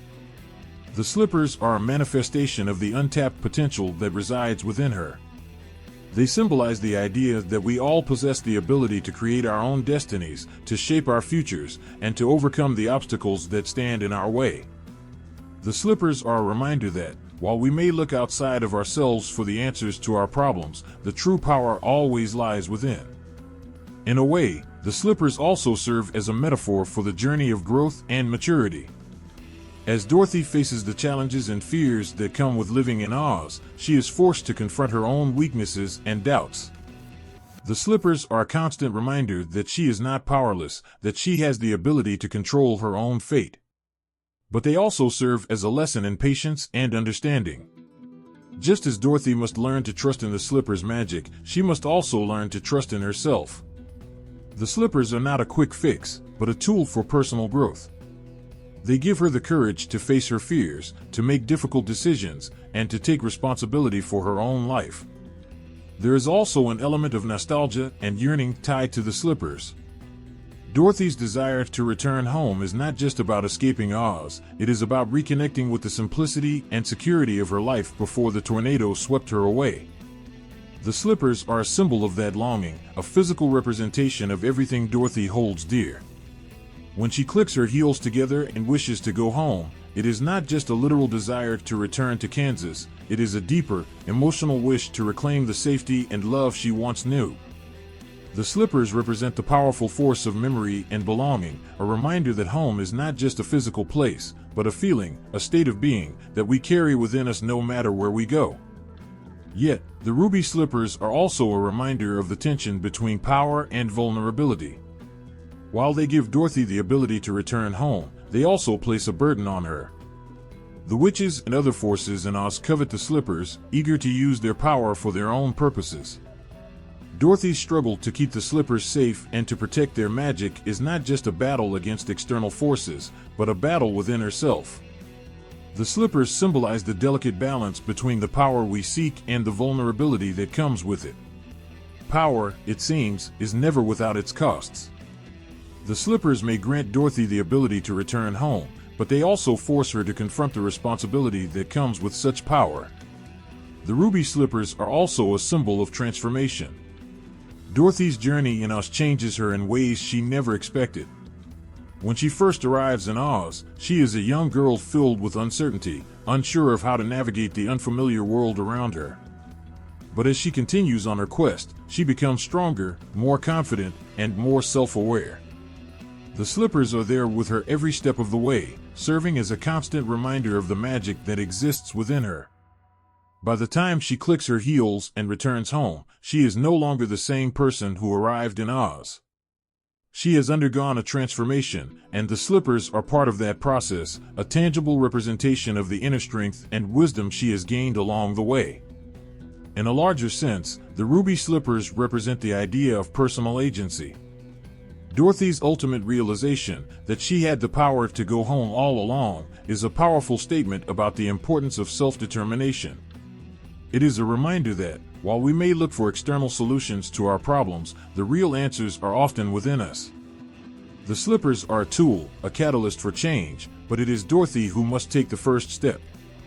She must click her heels, make the decision, and trust in her own ability to shape her future. The slippers are the vehicle, but it is Dorothy's courage and conviction that truly make the magic work. The ruby slippers are a symbol of homecoming, but they are also a symbol of the incredible strength that we all carry within us. They are a reminder that the power to create change, to overcome adversity, and to shape our destinies lies not in magical objects or distant forces, but within ourselves. Dorothy's journey is not just one of self-discovery, but one of empowerment, a realization that she, and by extension, all of us, have the power to control our fate, if only we believe in it. The slippers, in all their glittering glory, are a reflection of that belief. Cyclones, those terrifying storms of nature, are not just violent weather patterns. They have captivated human imagination for centuries, inspiring stories, myths, and legends in cultures around the world. Their ferocity and unpredictability often make them metaphors for chaos, destruction, and divine wrath. But within the storm's fury lies a deeper, more complex symbol, the untamed power of nature, the human struggle for survival, and the forces beyond our control. In many ancient myths, natural disasters like cyclones were seen as the physical manifestations of the gods' anger or disapproval. These storms, with their winds howling like the voices of vengeful deities, represented the overwhelming forces that humans could neither predict nor understand. In these cultures, natural disasters were often viewed not just as acts of nature but as the gods' direct intervention in the world. The destruction they caused was seen as punishment for human transgressions or an inevitable part of the cycle of life. In Greek mythology, for instance, Poseidon, the god of the sea, was known to unleash violent storms and tempests when angered. As the ruler of the oceans, Poseidon's mood could determine the fate of sailors on the open seas.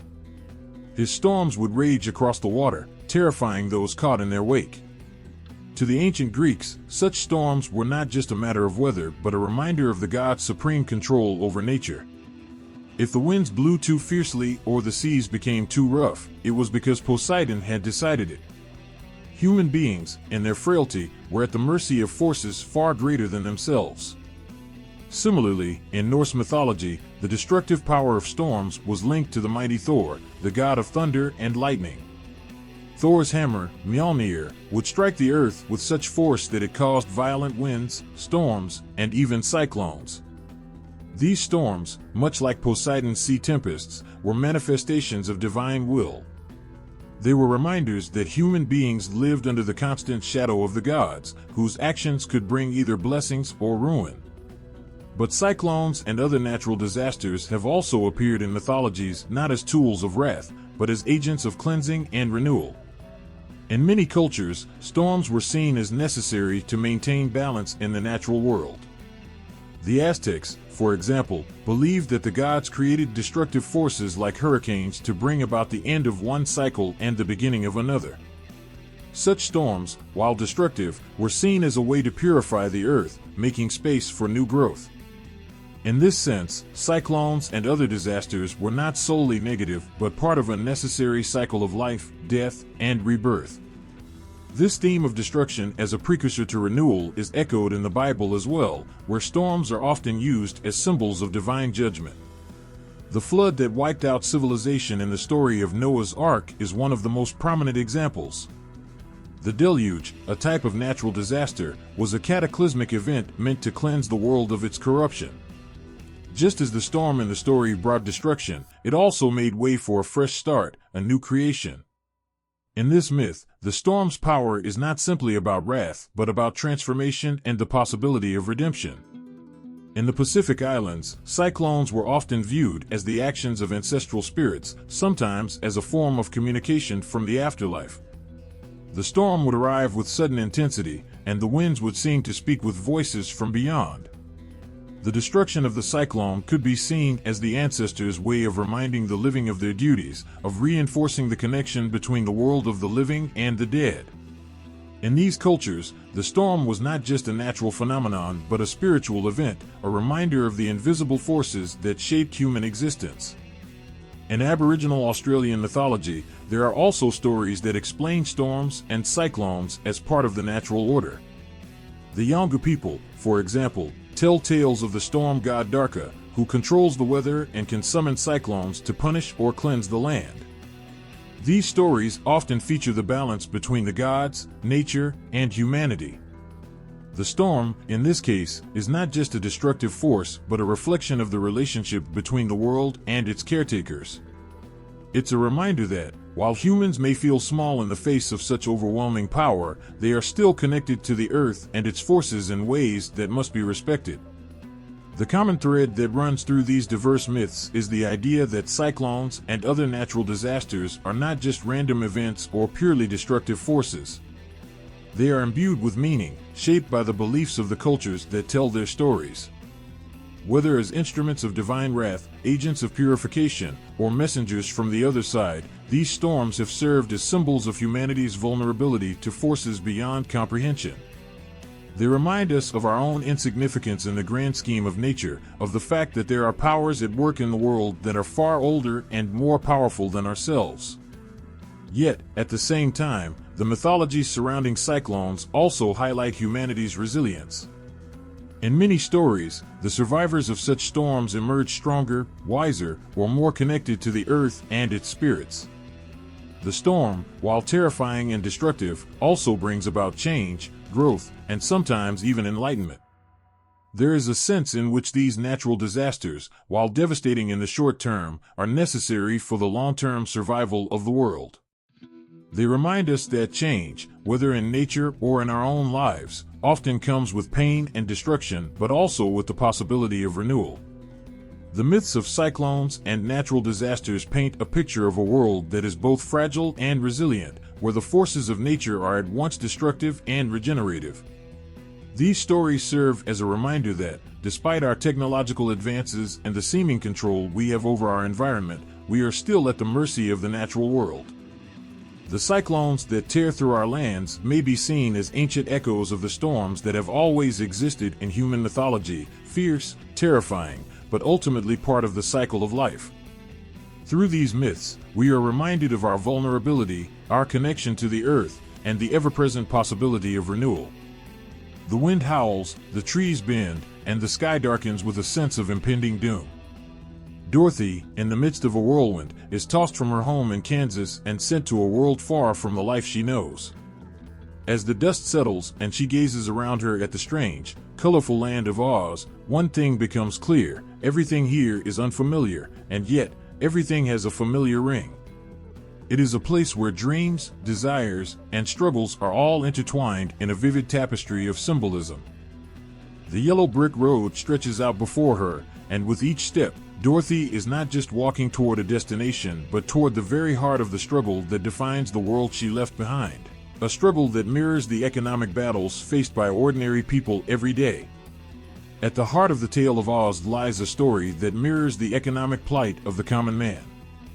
The allegory embedded in the Wizard of Oz is one of economic hardship, social inequality, and the search for security in a world that seems indifferent to the struggles of the average person. Dorothy, representing the working-class individual, is swept away from the familiar and thrown into a world that, while seemingly magical, is built on the same injustices and inequalities that she left behind. Her journey is one of self-discovery, yes, but it is also a metaphor for the economic journey that so many find themselves on, the search for a better life, a struggle for dignity, and the desire for a fair chance in a system that often seems stacked against them. As Dorothy steps onto the yellow brick road, she embarks on a journey that will take her through the land of Oz, where everything is not as it seems. The road itself, bright and inviting, is a symbol of the promise of prosperity, the hope for a better life that lures so many down paths that ultimately lead to disillusionment. The journey represents the pursuit of the American dream, that elusive idea that with hard work and determination, anyone can achieve success and happiness. But for many, the road is not as smooth as it appears. Along the way, Dorothy encounters obstacles that challenge her beliefs, that make her question what she thought she knew about the world, and about herself. One of the key elements of this economic allegory is the figure of the wizard. The wizard, who is initially seen as a powerful and all-knowing figure, is ultimately revealed to be a fraud, an ordinary man with no real magical powers, simply relying on tricks and illusions to maintain his position. The wizard symbolizes the false promises of those in power, politicians, businessmen, and others who promise prosperity but deliver only empty words. He is a figure who preys on the hopes and dreams of the common people, offering solutions that sound grand but ultimately fail to deliver. The wizard represents the manipulation of the masses, the way in which those in power often rely on spectacle and deception to maintain control over the economy, leaving ordinary people struggling to make ends meet. As Dorothy's companions join her on her journey, the Scarecrow, the Tin Man, and the Cowardly Lion, they each represent different aspects of the working-class struggle. The Scarecrow, lacking a brain, symbolizes the struggle of the uneducated and underprivileged, who are often left behind in a system that rewards intelligence over perseverance. The Tin Man, lacking a heart, represents those who have been dehumanized by the economic system, reduced to mere cogs in a machine, working tirelessly but without the fulfillment of a deeper purpose. And the Cowardly Lion, who lacks courage, represents the fear and uncertainty that so many feel when faced with the overwhelming forces of the economy, unsure of how to stand up for themselves or fight for their rights. Each of these characters, like the workers of any society, is searching for something they believe they lack. The Scarecrow wants a brain, the Tin Man wants a heart, and the Lion wants courage. They believe that by obtaining these things, they will be able to achieve their desires. But as the story progresses, they all learn a powerful truth: they already possess what they need to succeed.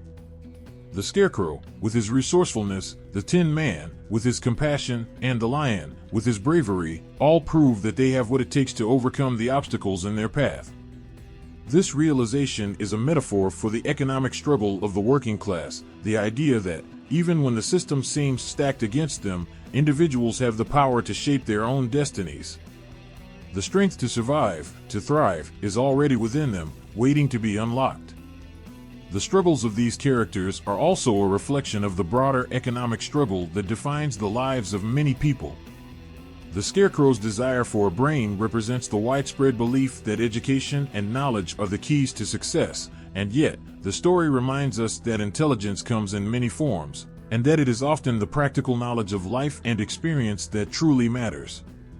The Tin Man's search for a heart speaks to the dehumanizing aspects of industrialization and capitalism, where workers are treated as expendable, their humanity lost in the pursuit of profit. And the Lion's lack of courage highlights the fear that grips many in a society that often seems indifferent to their needs, where standing up for oneself can feel like an insurmountable challenge.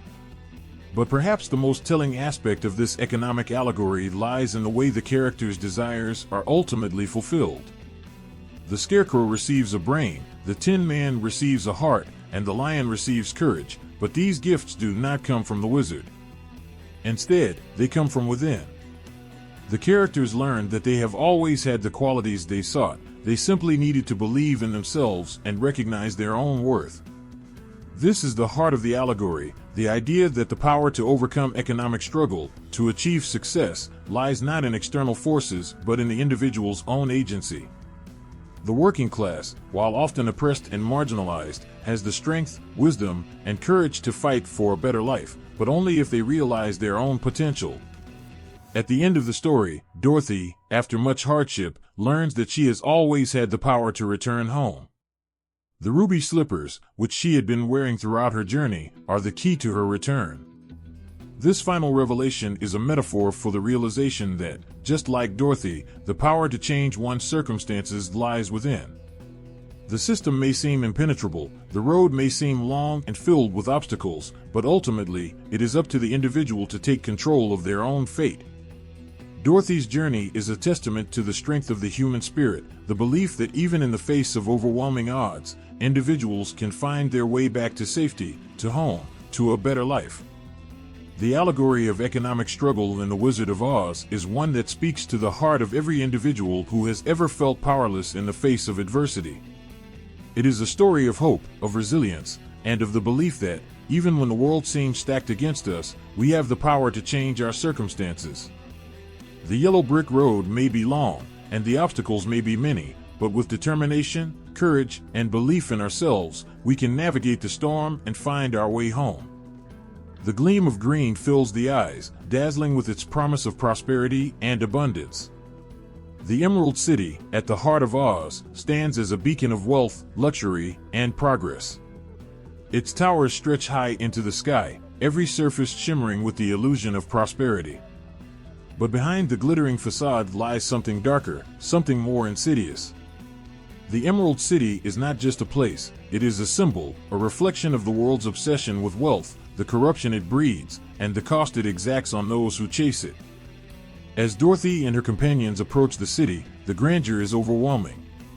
The gates are magnificent, the streets are paved with glittering stones, and every building glows with an emerald hue.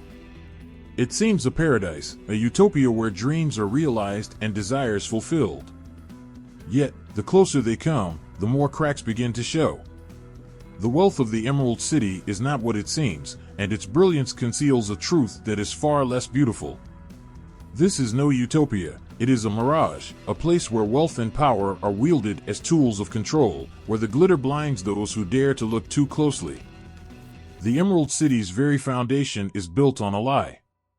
The green hue that pervades the city is not a natural brilliance but an illusion created by the wizard. Through his clever manipulation, he has convinced the citizens of Oz that their city is a place of untold riches, where everything shines with the glory of wealth. The green glasses, which every visitor must wear, ensure that no one sees the truth, that the city is ordinary, its wealth an illusion, its prosperity a cleverly constructed facade. The wizard's deception is not just about control, it is about the power of perception, the way in which wealth can be made to seem real even when it is not. The green glasses, forced upon all who enter the city, are a powerful symbol of how wealth and greed distort reality. They represent the ways in which people are blinded by the promise of riches, unable to see the truth behind the glittering surface. The glasses are a reminder that wealth, like the emerald glow of the city, is often an illusion, a construct that hides the true cost of its pursuit. The citizens of the Emerald City, blinded by their belief in the wizard's power, live in a state of complacency, unaware of the truth that surrounds them. But the deception does not end with the illusion of wealth. The wizard himself, the supposed ruler of this land of plenty, is revealed to be nothing more than a charlatan, a man behind a curtain, pulling the strings of a grand illusion. His power is not real, his wealth is not real, and yet, he holds sway over the entire city. The wizard's role in the Emerald City is a reflection of the way in which wealth and power are often intertwined, how those who appear to hold the keys to prosperity are often the ones perpetuating the very systems that keep others in poverty. The citizens of the Emerald City, who live under the wizard's rule, are not merely victims of his deception, they are complicit in it. Their willingness to believe in the illusion, their acceptance of the green glasses, is what allows the wizard's charade to continue. This complicity speaks to a broader truth about the role of wealth in society, that it is not just the powerful who perpetuate inequality, but also the ordinary people who accept it, who allow themselves to be blinded by the allure of riches. The Emerald City also serves as a critique of materialism and the way in which wealth becomes an end in itself. The city's citizens, dazzled by the emerald glow, have lost sight of what truly matters. They live in a state of superficial contentment, believing in the power of the wizard and the wealth of their city without ever questioning the truth. Their lives, while outwardly prosperous, are hollow, their happiness built on a foundation of lies. The city's wealth, rather than bringing fulfillment, has created a society that is disconnected from reality, blinded by greed, and unable to see the truth. Dorothy and her companions, in their quest to find the wizard, begin to see through the illusion. They realize that the wealth of the Emerald City is not what it seems, that the power it represents is hollow. This realization is a turning point, a moment of clarity that allows them to move beyond the superficial allure of wealth and focus on what truly matters: courage, compassion, and the strength to find their way home. The Emerald City, with all its glittering towers and shining streets, is revealed to be nothing more than a stage, a place where wealth is an illusion and greed is the true ruler. The role of wealth in Oz, as embodied by the Emerald City, is a powerful critique of the way in which society values material prosperity over deeper, more meaningful connections. It is a reminder that the pursuit of wealth, while alluring, often leads to disillusionment and despair. The Emerald City's brilliance, its emerald hue, is a symbol of the way in which wealth blinds us to the truth, distorting our perceptions and leading us down paths that ultimately leave us unfulfilled. As Dorothy and her friends leave the Emerald City, they carry with them a new understanding of what truly matters. The wealth of the city, its emerald glow, is not the answer to their struggles. The wizard, with all his tricks and illusions, is not the savior they sought. Instead, they find strength in themselves, in their own courage, compassion, and determination.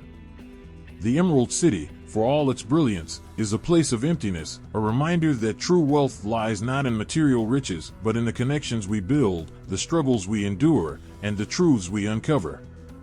And so, the green glow fades, replaced by the light of something far more enduring. The figure behind the curtain, the so-called great and powerful Wizard of Oz, looms larger than life in the imaginations of those who hear his name. His booming voice, his fiery displays, and his omnipotent presence instill awe and fear. He is the unseen hand that pulls the strings, the architect of the Emerald City's illusions. But when the curtain is pulled back, when the truth is laid bare, the wizard is revealed not as a god, nor even a king, but as a man, small, insecure, and desperate to maintain the facade of control. His power lies not in strength or wisdom but in manipulation, and his true talent is exploiting the hopes and fears of those who seek him out. When Dorothy and her companions first hear of the wizard, he is described as an all-knowing, all-powerful being who can grant their deepest wishes. He is their last hope, the beacon of possibility in a world filled with uncertainty. To Dorothy, he represents the chance to return home. To the Scarecrow, he offers the promise of intelligence, to the Tin Man, a heart, and to the Cowardly Lion, courage. Each of them projects their deepest desires onto the wizard, believing that he holds the keys to their salvation. But this belief is not born from knowledge or experience, it is born from desperation. The wizard's power lies in the mythology that surrounds him, in the stories that elevate him to a status he does not deserve. When the travelers finally reach the Emerald City, the wizard does everything he can to maintain his aura of power. He meets each of them in a different guise, adapting his persona to match their expectations. To Dorothy, he appears as a terrifying, disembodied head. To the Scarecrow, he is a flaming ball of fire. Each form is calculated, designed to exploit their vulnerabilities and convince them of his might. The wizard's mastery of manipulation is evident in these interactions. He understands that power is not about what you are, but what others believe you to be. And in the Emerald City, belief is everything. But the wizard's manipulation extends far beyond his theatrical displays. He has built the entire city on a foundation of lies, forcing its citizens to wear green glasses to maintain the illusion of an emerald paradise. The glasses, a simple yet brilliant tool, are a metaphor for the ways in which people are blinded by the systems of power that surround them. The wizard's genius lies in making the people complicit in their own deception. They wear the glasses willingly, never questioning their necessity, never wondering what lies beneath the green hue. It is a manipulation so subtle, so pervasive, that it becomes the fabric of their reality. The wizard's greatest weapon, however, is fear. He uses it to control, to disarm, and to distract. The fiery displays, the booming voice, the veiled threats, all are tools designed to keep people from looking too closely, from asking the questions that might reveal the truth. Fear is the cornerstone of his power, the force that keeps the citizens of Oz in line and prevents them from challenging the status quo. It is a tactic that resonates far beyond the world of Oz, reflecting the ways in which leaders and systems of power use fear to maintain control in the real world. Yet for all his manipulation, the wizard is not a villain in the traditional sense. He is not evil, he is deeply flawed, a man who stumbled into a position of power and has spent his life trying to live up to it. His manipulations are born not from malice but from insecurity, from the desperate need to maintain the image of greatness that others have thrust upon him. When Dorothy and her friends finally confront him and pull back the curtain, he is not angry or vengeful, he is ashamed. The man they see is not a monster but a fraud, a human being who has been trapped by his own lies. The revelation of the wizard's true nature is both shocking and deeply humanizing. It is a reminder that those who hold power are often just as vulnerable, just as fallible as the people they rule. The wizard, for all his bluster and bravado, is ultimately a man who made mistakes, who let fear and insecurity guide his actions, who tried to do his best in a situation that was far beyond his control. His manipulations, while harmful, are not the acts of a villain but the struggles of someone trying to survive in a world that demands more than he can give. But even as the wizard's humanity is revealed, so too is the cost of his manipulation. His lies have shaped the lives of everyone in Oz, from the citizens of the Emerald City to Dorothy and her companions. His promises, while grand, have left them searching for something that was never his to give. The Scarecrow, the Tin Man, and the Cowardly Lion each realized that the qualities they sought from the wizard were already within them, that his power was nothing more than a reflection of their own beliefs. Dorothy learns that the way home was always in her control, that the wizard's role in her journey was ultimately a distraction from her own strength and agency. The wizard's manipulation is a cautionary tale, a reflection of the ways in which power can corrupt and the lengths to which people will go to maintain it. It is a story of illusion, of the dangers of placing blind faith in those who promise salvation, and of the power of self-discovery. When the curtain is pulled back, the wizard is revealed for what he is, a man, flawed and vulnerable, whose greatest trick was making people believe he was more than that. And in that revelation, there is a lesson that true power lies not in manipulation or deception but in honesty and courage, and in the ability to see through the illusions that surround us. Oz feels like a place that could truly exist, not because of its fantastical elements, but because of the emotional depth and psychological resonance woven into its very fabric. This is a world that mirrors the human psyche, its landscape shifting to reflect the fears, hopes, and struggles of those who traverse it. Every twist in the yellow brick road, every eerie shadow in the forest, and every glittering spire of the Emerald City resonates on a deeply personal level. Oz is not merely a land of fantasy, it is a reflection of our inner lives, a place where the external world and the human soul are inextricably linked. When Dorothy steps into Oz, her journey begins not just in a physical sense, but in an emotional one. The cyclone that tears her from Kansas is not just a natural disaster, but a metaphor for upheaval, for the chaos that comes when life is turned upside down. Her arrival in a world so vividly different from her own is disorienting, yet familiar. Who hasn't felt like Dorothy at some point, lost, out of place, yearning for the comfort of home while navigating a terrain that feels simultaneously exciting and terrifying? Oz's emotional resonance is heightened by the way its characters embody universal human struggles. The Scarecrow's desire for a brain speaks to the fear of inadequacy, the nagging doubt that we are not smart or capable enough to face the challenges of life. The Tin Man, longing for a heart, reflects the pain of feeling disconnected, of yearning for love and the ability to connect deeply with others. And the Cowardly Lion's quest for courage is a mirror for anyone who has ever been paralyzed by fear, who has doubted their ability to face life's dangers and uncertainties.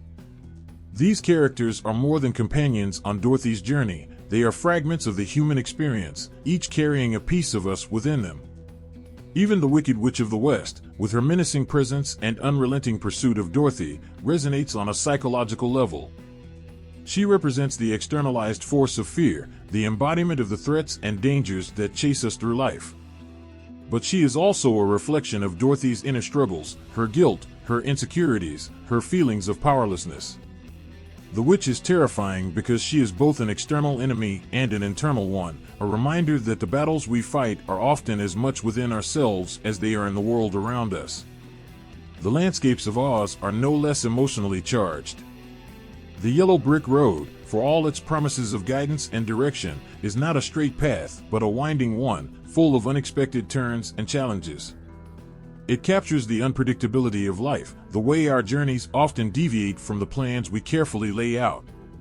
The poppy fields, so alluring and beautiful, are a trap, reminding us of the dangers of complacency, of being lulled into a false sense of security by things that seem pleasing on the surface. And the dark forests, with their tangled roots and looming shadows, evoke the fear of the unknown, the sense of being lost in a world that feels both vast and uncaring. What makes us feel so real, though, is not just its emotional depth, but its contradictions.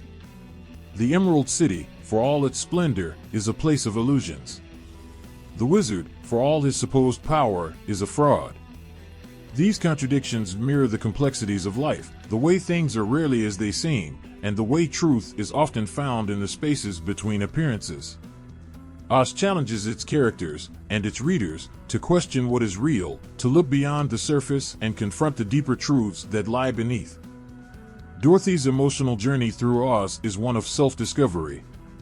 Her desire to return home is not just about a physical place, but about the longing for stability, for a sense of belonging. Yet, as her journey progresses, she discovers that home is not just a location, it is a feeling, a connection to the people and places that shape us. Oz teaches her, and us, that home is as much within us as it is around us, that the strength to find our way lies not in the promises of others, but in our own hearts. The psychological layers of Oz extend beyond its characters and landscapes to its very structure. The story's cyclical nature, Dorothy's arrival, her journey, and her eventual return, mirrors the cycles of life, the way we are constantly leaving, learning, and returning. It reflects the hero's journey in its truest form, a journey not of conquest but of transformation. Dorothy returns to Kansas not as the same girl who left, but as someone who has faced her fears, formed deep connections, and discovered her own strength. What makes Oz timeless and universal is its ability to evoke these emotions and psychological truths without ever losing its sense of wonder. The magic of Oz lies not in its flying monkeys or talking trees, but in the way it captures the complexities of the human spirit. It is a world that feels real because it is rooted in the same struggles, desires, and fears that define our own lives. Oz may be a land of fantasy, but its heart beats with the pulse of humanity, making it a place we recognize, a place we carry with us, a place that feels as real as the ground beneath our feet. When Dorothy begins her journey through the strange and dazzling land of Oz, she starts out alone, just a girl, a small dog, and an overwhelming desire to find her way back home. The path ahead is uncertain, fraught with danger and filled with obstacles she has no idea how to face. But what transforms Dorothy's story from a simple tale of survival to a profound lesson in resilience is the community she builds along the way. The friendships and alliances she forms with the Scarecrow, the Tin Man, the Cowardly Lion, and even the citizens of Oz, reveal a universal truth: when faced with adversity, we are stronger together. Dorothy's first encounter with the Scarecrow sets the tone for this theme. Here is a being who feels incomplete, who doubts his intelligence and sees himself as a mere object without purpose. Yet, Dorothy does not judge him for his self-perceived inadequacies. Instead, she listens, empathizes, and invites him to walk with her. In this simple act of inclusion, a profound bond is formed. Dorothy's belief in the Scarecrow's potential awakens a courage and cleverness within him that even he didn't know he possessed. The Scarecrow's ingenuity and quick thinking repeatedly save the group, proving that his value lies not in what he lacks, but in the strength he brings to their shared journey. The Tin Man's story is one of yearning, a deep ache for the ability to feel and connect. When Dorothy encounters him rusted and immobile, her first instinct is not to leave him behind, but to help.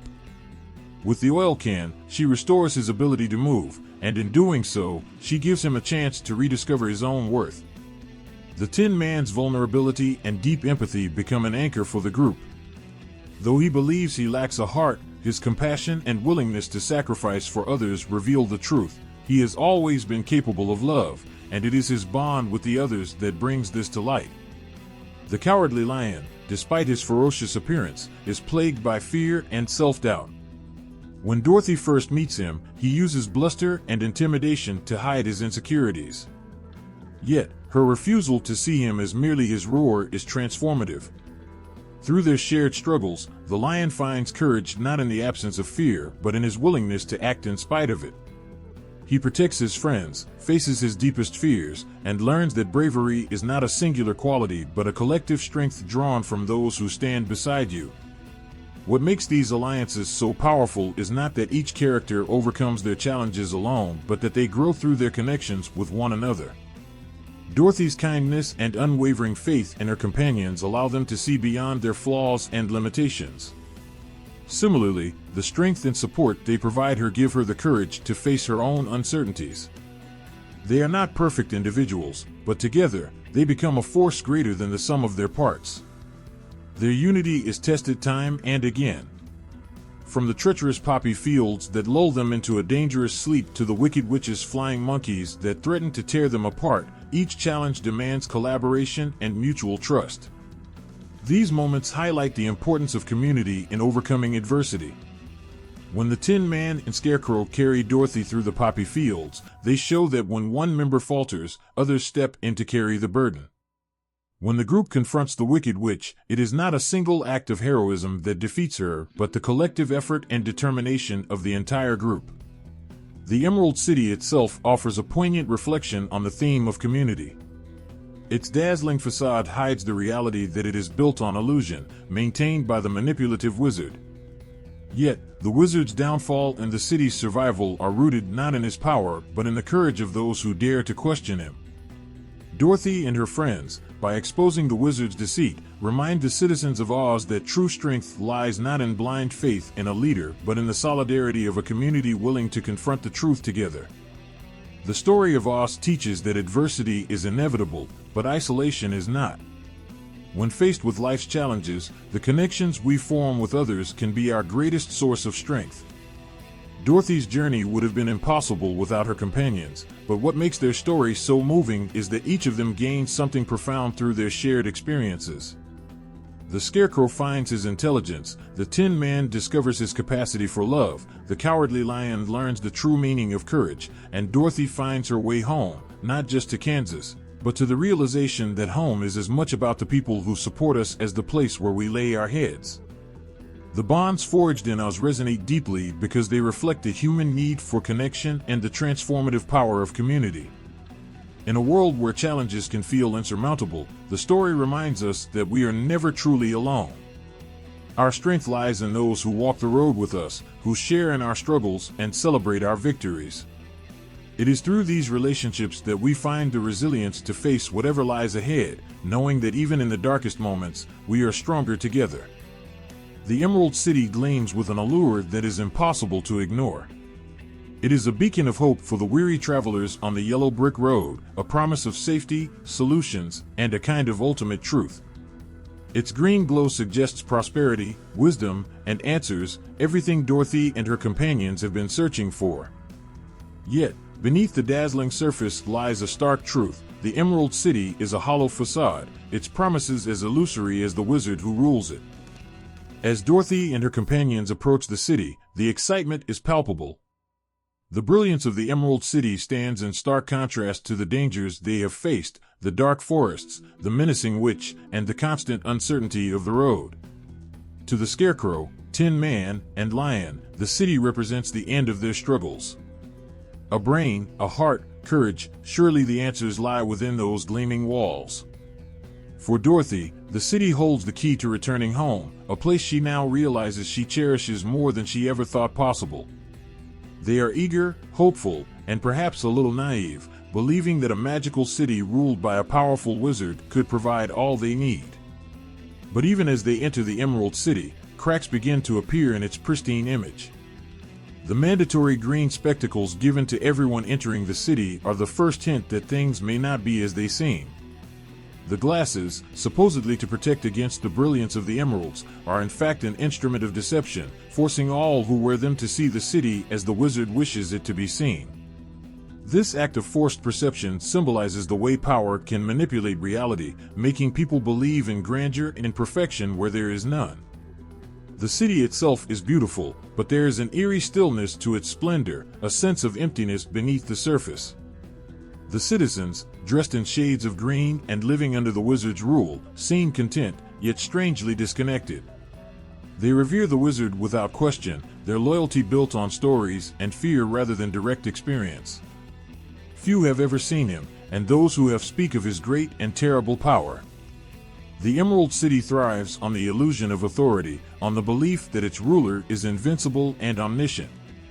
When Dorothy and her companions finally gain an audience with the wizard, the illusion reaches its peak.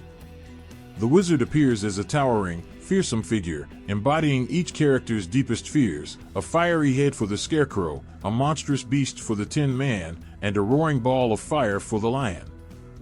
For Dorothy, he is an imposing figure of raw power, seemingly capable of sending her back to Kansas with the wave of a hand. The wizard's grandeur is overwhelming, and for a moment, they are all completely under his spell. But as their interaction unfolds, the cracks grow wider. The wizard demands that they defeat the Wicked Witch of the West before he grants their wishes, reveal his reluctance, his stalling tactics. He cloaks his refusal in challenges, deflecting attention from his own inadequacies. Yet even as the group agrees to his impossible task, the seeds of doubt are planted. Why would someone so powerful need them to do his bidding? Why does he not simply destroy the witch himself? The ultimate revelation, that the wizard is not a magical being but an ordinary man manipulating machines and illusions, is both shocking and deeply human. The man behind the curtain is not an evil figure but a frightened, flawed individual who has built his power on lies. He is a reflection of the Emerald City itself, dazzling on the outside but hollow within. His promises, like the city's emerald glow, are nothing more than carefully constructed illusions. For Dorothy and her companions, the wizard's unmasking is a pivotal moment. They realize that the things they have been seeking, a brain, a heart, courage, and a way home, cannot be granted by an external authority. These are qualities they must find within themselves, through their experiences, their struggles, and their bonds with one another. The Emerald City, for all its grandeur, becomes a symbol of false hope, a reminder that the answers to life's greatest questions are rarely found in grandiose promises or external saviors. Yet, the Emerald City's false promises are not entirely negative. The journey there, and the disillusionment that follows, is transformative. It forces Dorothy and her friends to confront their own beliefs, to question the narratives they have been told, and to find strength in their own abilities. The Emerald City may not be the paradise it pretends to be, but it serves a crucial role in their journey. It is a necessary illusion, one that propels them forward and teaches them to see beyond appearances. The city's emptiness also serves as a critique of power and leadership. The wizard's rule, built on deception, mirrors the ways in which authority can manipulate perception, using fear and spectacle to maintain control. The citizens' unquestioning acceptance of the wizard's power reflects the dangers of blind faith and the importance of critical thinking. The Emerald City challenges us to consider how much of what we believe is shaped by those in power and how often we accept illusions because they are easier to face than the truth. Ultimately, the Emerald City's false promises underscore a powerful message: the most dazzling exteriors often hide the most fragile truths. The journey to the city, and the disillusionment that follows, is a reminder that true strength comes not from external sources, but from within. It is not the wizard's magic or the city's brilliance that changes Dorothy and her companions. It is their resilience, their courage, and their belief in one another. The Emerald City, for all its illusions, is a catalyst for growth, a place that teaches them to see through the glittering veneer and find the truth within themselves. The Scarecrow, with his straw-stuffed body and painted-on face, is a figure that seems comical at first glance, a hollow man without a brain, standing in a field, frightening off birds that likely aren't afraid of him. Yet beneath this outward simplicity lies a profound and paradoxical truth: the Scarecrow's ignorance is what makes him wise. His journey through us reveals not only his hidden potential, but also the beauty of seeing the world with fresh, unassuming eyes. His wisdom is not one of grand declarations or intellectual superiority, but of curiosity, humility, and an openness to learning. When Dorothy first meets the Scarecrow, he is perched awkwardly on a pole, lamenting his inability to think.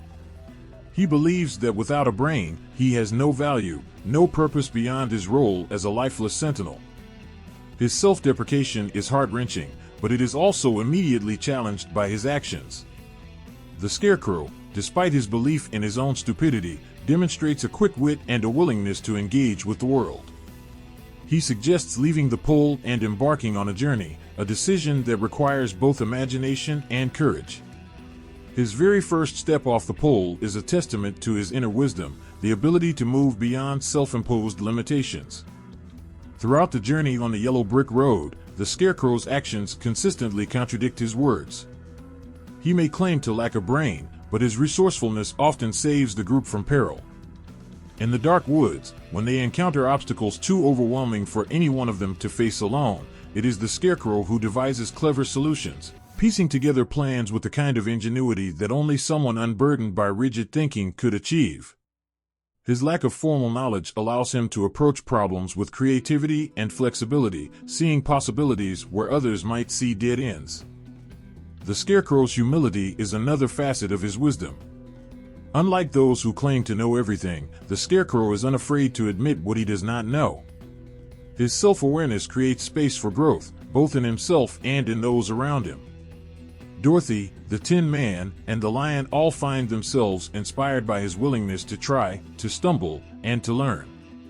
The Scarecrow's openness to new ideas and perspectives fosters an environment of collaboration, where each member of the group feels valued and capable. What makes the Scarecrow's journey so poignant is the irony that underpins it.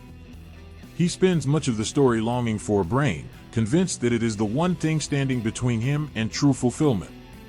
Yet it is his belief in his own ignorance that drives him to ask questions, seek solutions, and ultimately grow. His wisdom lies in his recognition that intelligence is not static, it is not something bestowed by a wizard or defined by a diploma. Instead, it is a dynamic process, shaped by curiosity, experience, and a willingness to engage with the world. The Scarecrow's relationship with Dorothy is particularly moving in this regard. She never sees him as less than, never doubts his capacity for growth or contribution. Her unwavering faith in him allows him to begin believing in himself. Their bond is one of mutual respect and support, a reminder that our perceptions of ourselves are often shaped by those who see us at our best.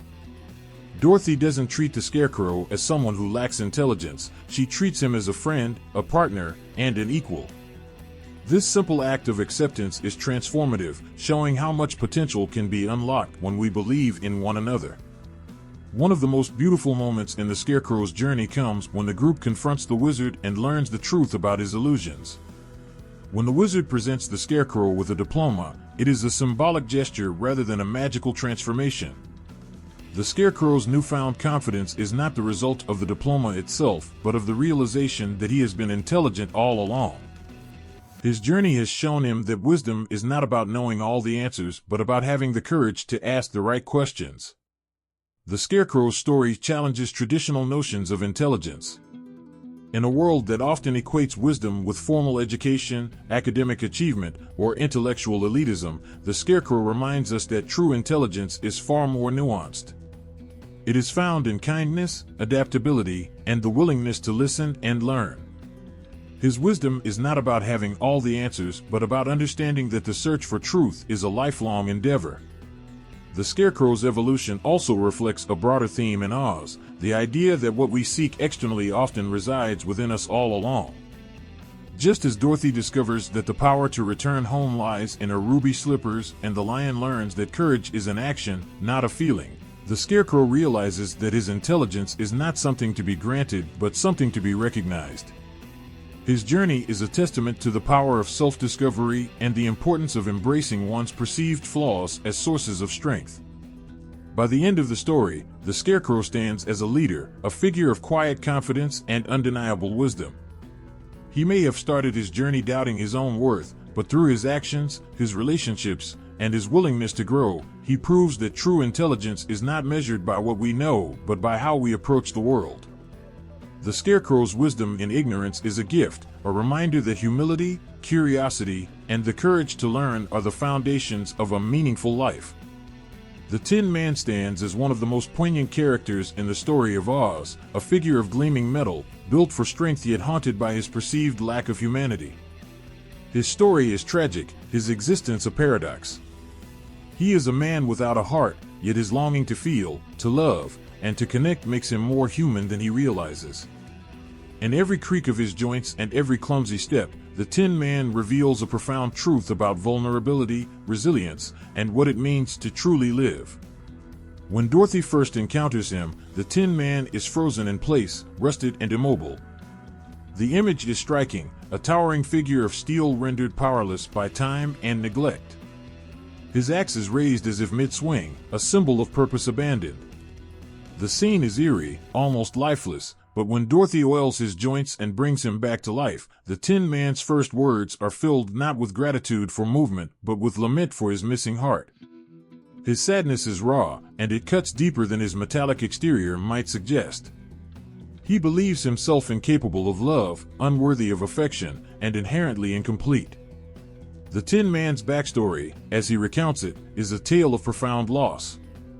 Once a woodsman in love, he became the victim of a cruel curse that replaced his flesh with metal, piece by piece, until nothing human remained. The curse severed him from his ability to love, turning his passion into longing and his dreams into regrets.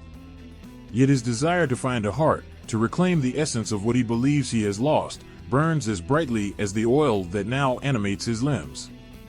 Throughout their journey on the yellow brick road, the Tin Man is haunted by his perceived emptiness. His desire for a heart becomes his singular focus, a quest he believes will make him whole. But even as he laments his lack, the Tin Man's actions speak volumes about the depth of his character. Time and again, he demonstrates profound kindness and empathy, often stepping forward to help others when they are in need. He carries Dorothy across treacherous streams, comforts the cowardly lion in moments of doubt, and mourns for the creatures they are forced to fight. He feels deeply, even if he doesn't recognize it as such. The Tin Man's longing for a heart mirrors a universal human fear, the dread of emotional inadequacy, the belief that we are somehow less because of our perceived flaws. His struggle is deeply relatable. Who hasn't felt unworthy, disconnected, or incapable of expressing their true emotions? The Tin Man's journey resonates because it reflects the fears we carry in our own hollow spaces, the fear of being unlovable, of lacking what it takes to connect with others. Yet the Tin Man's actions prove that humanity is not defined by the physical presence of a heart, but by the choices we make and the compassion we show. He weeps for the smallest of creatures, his tears rusting his exterior, a reminder that even metal can bear the weight of sorrow. His sensitivity is not a weakness but a testament to his innate goodness. In every moment of hesitation, every second he spends questioning his worth, he is unknowingly proving his capacity for love. The paradox of the Tin Man is that his belief in his own emptiness blinds him to his greatest strength. He defines himself by what he lacks, not realizing that his yearning for a heart is itself an expression of profound humanity. The very fact that he longs to love, that he feels incomplete without it, is evidence of his deep emotional core. His struggle is not about gaining a heart, but about recognizing the love and compassion he already carries within him. The Tin Man's relationships with Dorothy, the Scarecrow, and the Lion further illuminate his capacity for connection. He is protective of Dorothy, offering her a steady, unyielding presence as she navigates the uncertainties of their journey. He respects the Scarecrow's ideas, listens without judgment, and values their friendship. With the Lion, he shares moments of vulnerability, finding strength in their mutual insecurities. These bonds are not built on grand gestures or heroic acts, but on small, everyday kindnesses, helping a friend stand, offering a word of encouragement, or simply being present. The wizard's eventual gift of a heart-shaped clock is a bittersweet moment. Like the Scarecrow's diploma and the Lion's medal, it is a symbolic gesture rather than a true transformation. The Tin Man does not suddenly become capable of love because of the gift, he has been capable all along. What changes is his perception of himself. The clock serves as a tangible reminder of what he has always possessed but failed to see. It is not the object that grants him humanity but the recognition that his humanity was never lost. The Tin Man's story challenges the notion that love and emotion are tied to physicality. It suggests that the essence of humanity lies not in what we are made of but in how we choose to act. His tale is a reminder that even in our moments of greatest doubt, when we feel rusted and hollow, we have the capacity to feel, to connect, and to care. The Tin Man, with his hollow chest and unyielding frame, is a symbol of resilience. He carries the weight of his loss but continues to move forward, driven by hope and the belief that he can be more. His journey is not about finding a heart, but about recognizing the love he has already given and received. In his supposed emptiness, the Tin Man teaches us that true humanity lies not in perfection but in the courage to seek connection despite our flaws. The cowardly lion stands as one of the most enduring figures in Oz, a paradox embodied in golden fur and trembling paws. He is the king of the forest, a symbol of strength and ferocity, yet he hides in the shadows, afraid of his own roar. At first glance, his plight seems almost laughable, a lion afraid of confrontation, of danger, of himself. But beneath the surface lies a character whose struggles resonate deeply, a reminder that courage is not about the absence of fear, but about finding strength in vulnerability and self-acceptance. When Dorothy, the Scarecrow, and the Tin Man first encounter the lion, his performance is grandiose. He leaps out with a theatrical roar, claws bared, trying to intimidate. But the act crumbles the moment Dorothy slaps him for threatening Toto. The lion bursts into tears, a sobbing mess of fur and self-pity, confessing his shame. "I know I'm a coward," he admits, his voice quivering with self-loathing. It's a moment that is both heart-wrenching and deeply human, for who among us hasn't felt like a fraud, putting on a brave face to mask our insecurities? What makes the lion's journey so profound is not that he overcomes his fears, but that he learns to live with them. His belief that courage is something external, something bestowed or innate, keeps him trapped in his self-perception as a coward. He doesn't yet understand that bravery is not about the absence of fear, but the willingness to face it. This misunderstanding mirrors a broader societal misconception that strength is synonymous with stoicism, that to admit fear is to admit weakness. The lion's story challenges this notion, showing that vulnerability is not a flaw but a form of strength. As the companions travel through the perilous lands of Oz, the lion's courage begins to reveal itself in unexpected ways. When the group faces danger, he is often the first to react, even if his body trembles with fear.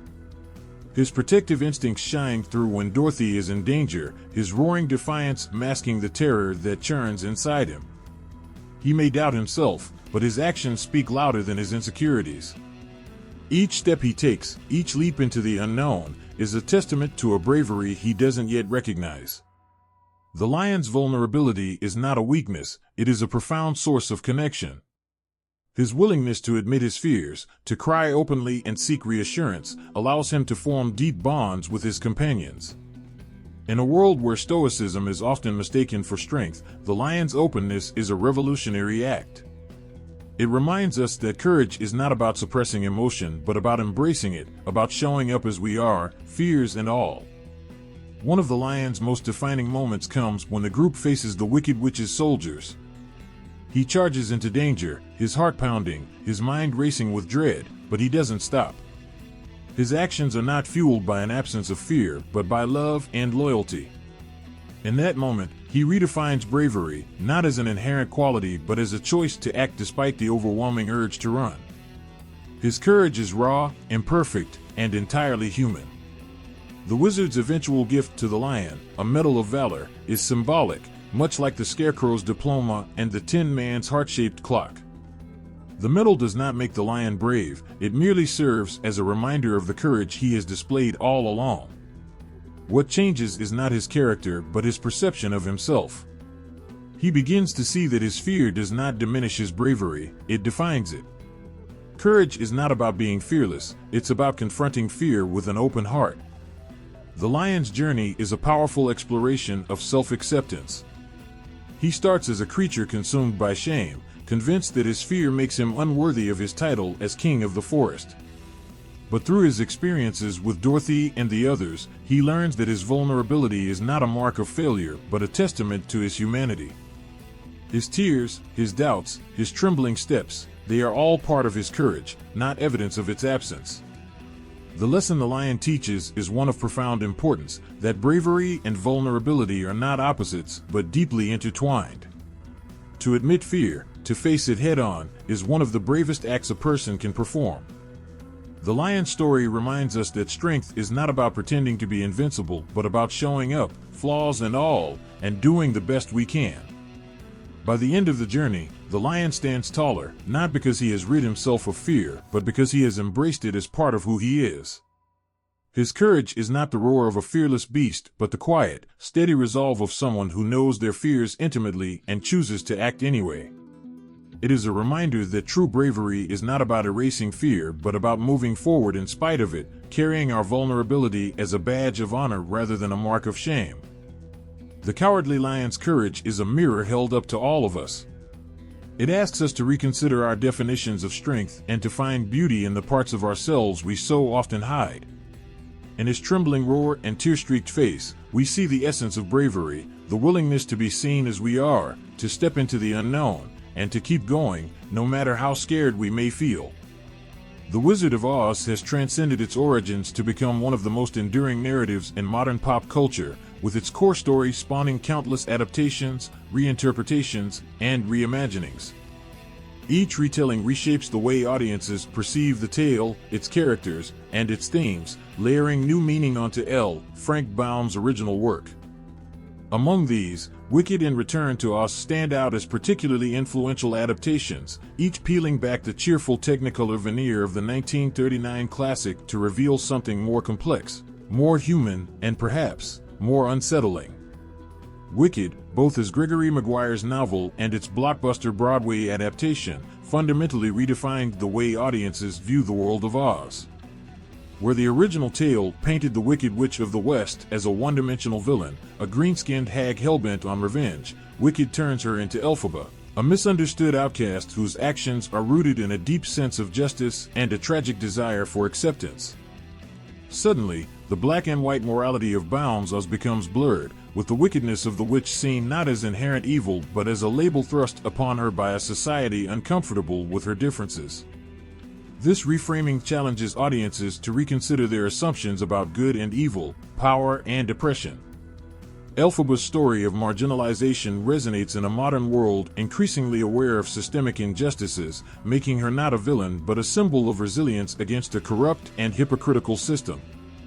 The sparkling Emerald City, once a beacon of wonder, becomes a place of political manipulation and propaganda. The wizard himself, stripped of his benevolent facade, is exposed as a charlatan whose power lies in deceit. Through Wicked, Oz is transformed from a fairy tale utopia into a deeply flawed society, one that mirrors our own in uncomfortable ways. The emotional core of Wicked, the friendship between Elphaba and Glinda, further enriches the narrative, challenging audiences to look beyond appearances and question the nature of loyalty, sacrifice, and forgiveness. It elevates the story of Oz into a tale of human complexity, where even the brightest lights cast shadows. By giving voice to the voiceless and diving into the untold stories of its most vilified character, Wicked reframes Oz as a place of moral ambiguity, where the lines between hero and villain are blurred. If Wicked humanizes and complicates Oz, Return to Oz takes the viewer to its darkest corners. Released in 1985, the film presents a haunting vision of Oz that starkly contrasts with the Technicolor dreamscape immortalized by Judy Garland.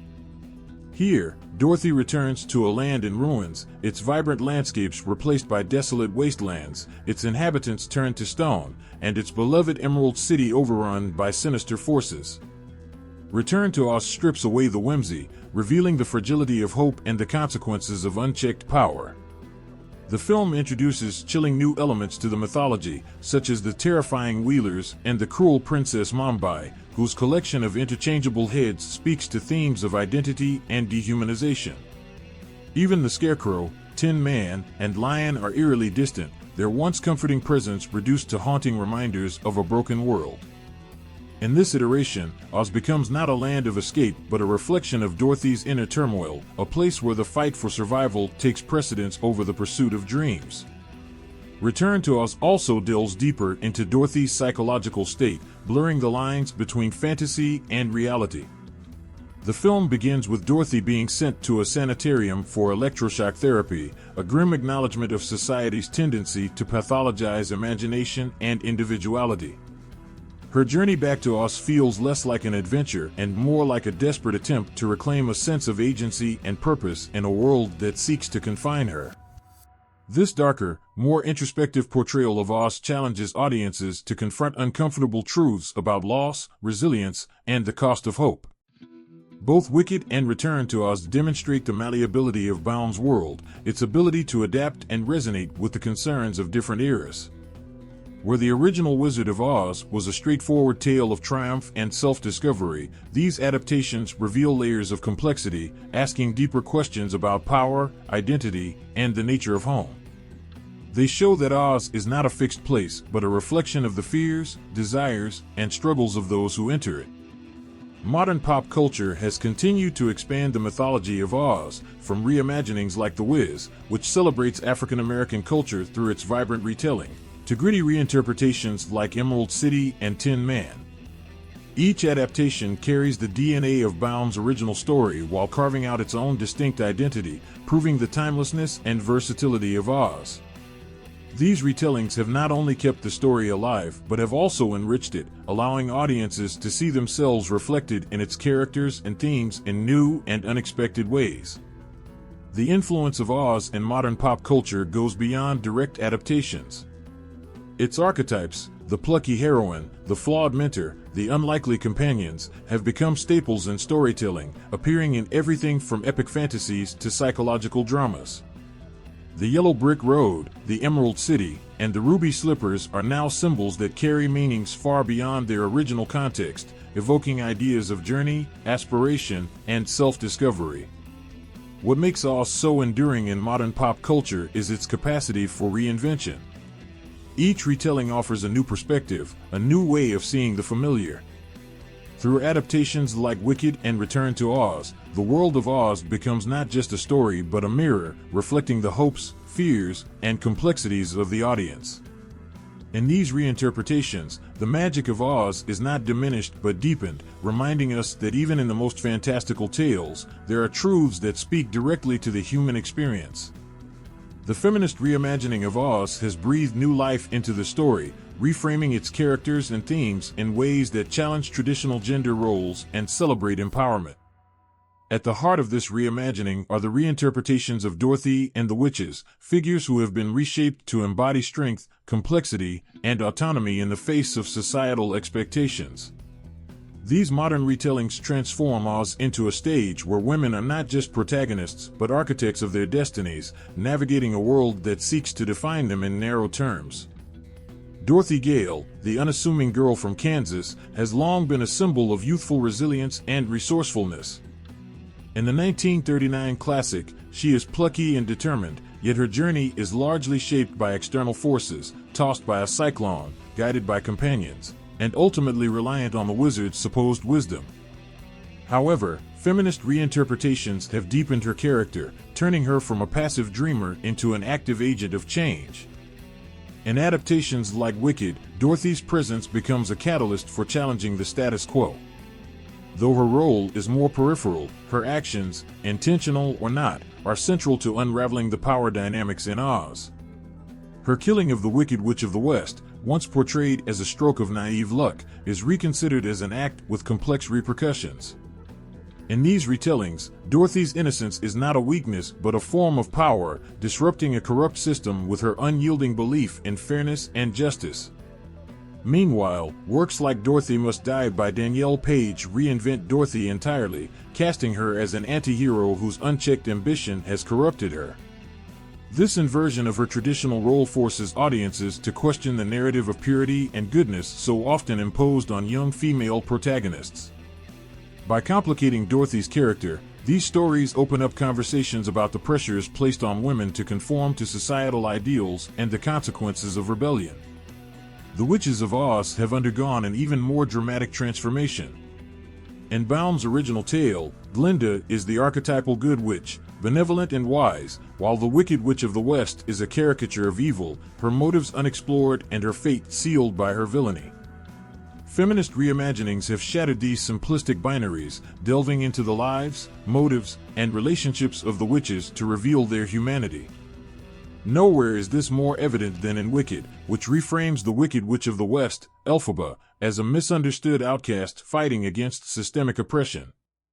Born with green skin and ostracized from birth, Elphaba becomes a symbol of otherness, her wickedness a label imposed by a society unwilling to confront its own hypocrisy.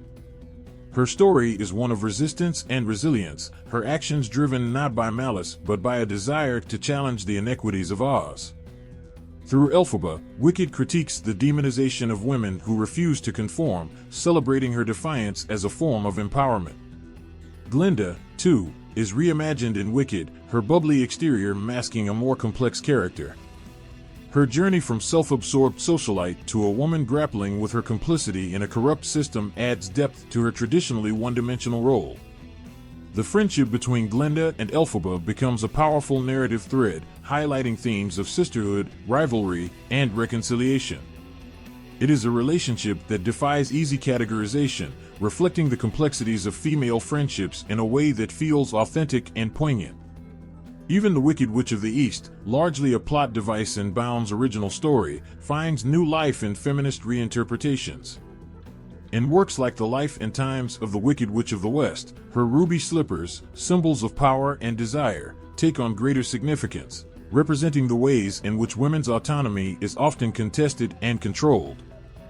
These retellings give voice to characters previously silenced, reclaiming their stories and recontextualizing their roles in the narrative. The feminist reimagining of Oz also extends to the themes woven throughout the story. Traditional notions of femininity, kindness, beauty, selflessness are subverted and redefined. In these modern retellings, strength is found not in fitting societal molds, but in breaking free from them. Dorothy's resourcefulness, Elphaba's defiance, and Glinda's eventual growth are all celebrated as forms of empowerment, challenging audiences to rethink what it means to be a heroine. Furthermore, the Land of Oz itself becomes a metaphor for the struggles women face in a patriarchal society. The Emerald City, with its glittering facade, represents the false promises of a system that rewards conformity while punishing dissent. The witches, each grappling with their own forms of marginalization, embody the resilience required to navigate a world that seeks to strip them of their power. In this reimagined Oz, the fight for justice is inseparable from the fight for gender equality. The feminist reinterpretations of Oz resonate because they speak to timeless struggles while reflecting contemporary concerns. They challenge us to look beyond the surface, to see the humanity in the wicked and the complexity in the good. They remind us that strength comes in many forms, whether it's a girl from Kansas standing up to an all-powerful wizard or a greenskin witch refusing to bow to a society that deems her unworthy. These adaptations breathe new life into an old tale, ensuring that the story of Oz remains as relevant as ever. By giving voice to women who have been silenced and celebrating the power of those who dare to defy, they transform Oz into a landscape not just of wonder but of revolution. And in doing so, they remind us that even in a world of magic and fantasy, the greatest power of all is the courage to be unapologetically yourself.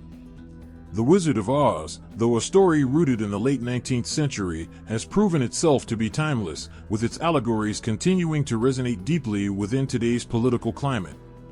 As the world navigates issues of inequality, power dynamics, and political deception, the themes of Oz feel as if they were crafted with modern concerns in mind. From the wizard's manipulation of the masses to the illusions of control represented by the Emerald City, Oz's allegories draw unmistakable parallels to contemporary political systems, shedding light on the undercurrents of our society. At the heart of the Oz story lies the wizard himself, an emblem of false authority, a man who relies on smoke and mirrors to create an illusion of power. In today's political world, we encounter figures who hold power not because of their genuine expertise or moral leadership, but because they know how to craft an image, manipulate public perception, and exploit the fears and hopes of the masses. Like the wizard, these leaders thrive on a carefully constructed facade, masking their weaknesses and controlling the narrative to maintain their dominance. This illusion of power is particularly relevant in an age where media, whether traditional or digital, shapes perceptions more than ever. The wizard's reliance on deception, his ability to convince those around him that he is omnipotent, mirrors the ways in which modern political figures often depend on narrative control to maintain their grip on power. In many ways, the wizard represents a cautionary tale about the dangers of placing trust in figures who prioritize appearance over substance, who govern by image rather than truth. The Emerald City, gleaming and perfect on the outside but deeply corrupt within, serves as a powerful metaphor for the political systems that promise prosperity and equality while hiding their flaws beneath a veneer of success. It's easy to see how this reflects modern governments or corporations that tout their commitment to progress and fairness but remain entrenched in practices that perpetuate inequality, exploitation, and injustice. The Emerald City is a place of illusion, much like the promises of utopian ideals that are often used to justify harmful policies. The city's glittering allure symbolizes the way in which powerful institutions can present themselves as perfect and unblemished, while in truth they perpetuate cycles of oppression, inequality, and deception. One of the most striking political parallels in Oz is the story of the witches, especially the Wicked Witch of the West. Elphaba, the character who represents resistance, is vilified and demonized by the establishment simply because she challenges the status quo. This mirrors the way many political dissidents, activists, or marginalized groups are demonized for standing up against injustice. Just as the Wicked Witch is painted as evil for her defiance, today's political figures or movements that challenge the established order are often branded as radical or dangerous, even when their actions are motivated by a desire for justice. Elphaba's story, as portrayed in Wicked, also invites reflection on the intersectionality of oppression. She faces marginalization not just because of her politics, but because of her very identity, her green skin, her difference from societal norms. In the same way, modern political figures or movements that challenge the dominant narrative often face pushback not only for their views, but for their identities, their race, gender, or economic status. The treatment of Elphaba forces us to confront the ways in which society punishes those who deviate from conventional expectations, often labeling them as other and assigning them a negative identity to justify their exclusion. Another key theme in Oz that echoes in modern politics is the idea of false promises of security.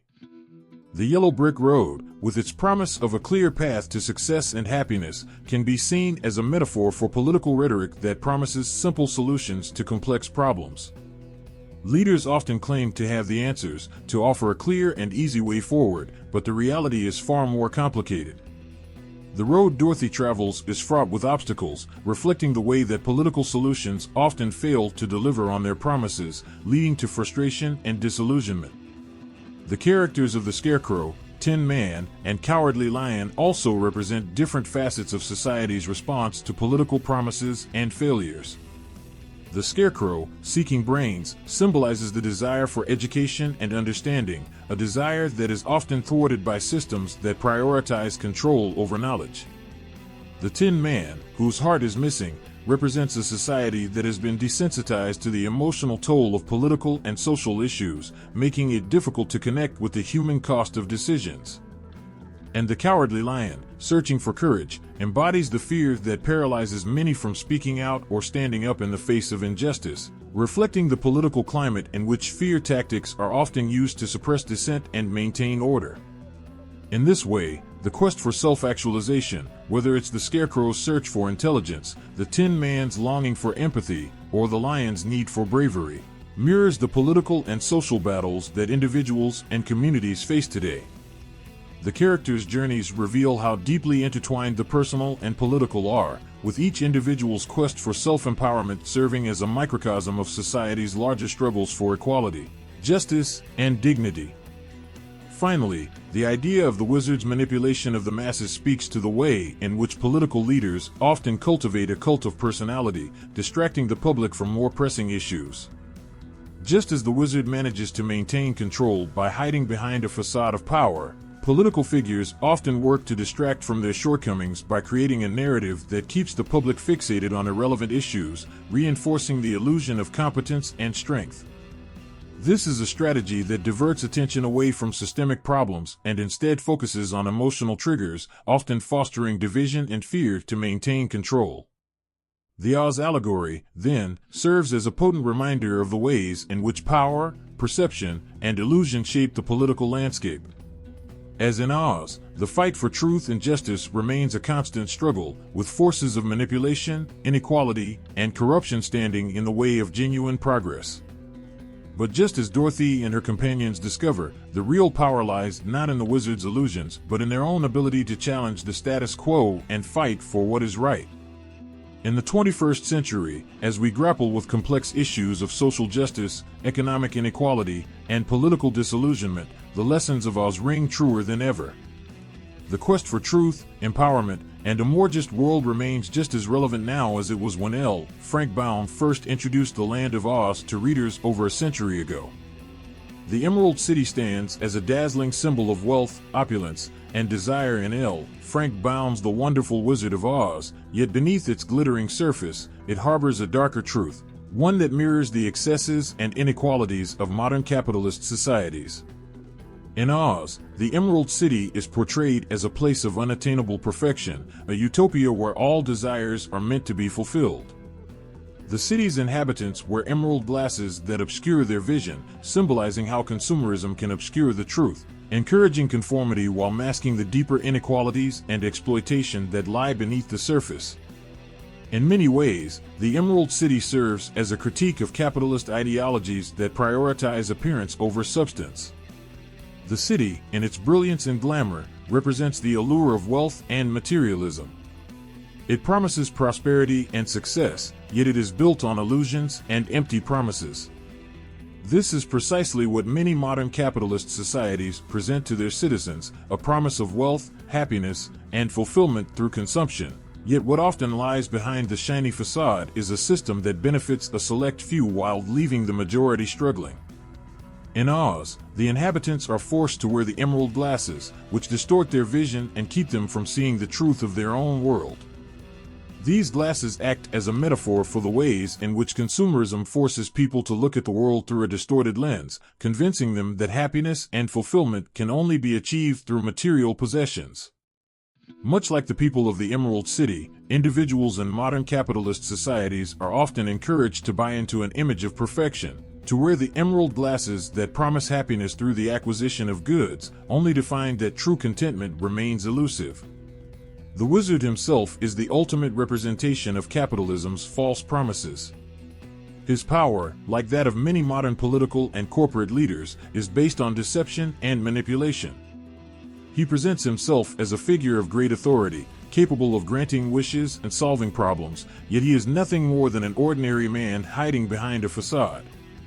This illusion of power is indicative of how modern systems of capitalism often prioritize superficial success, such as celebrity, status, and wealth, while ignoring the deeper issues of inequality, environmental degradation, and human suffering.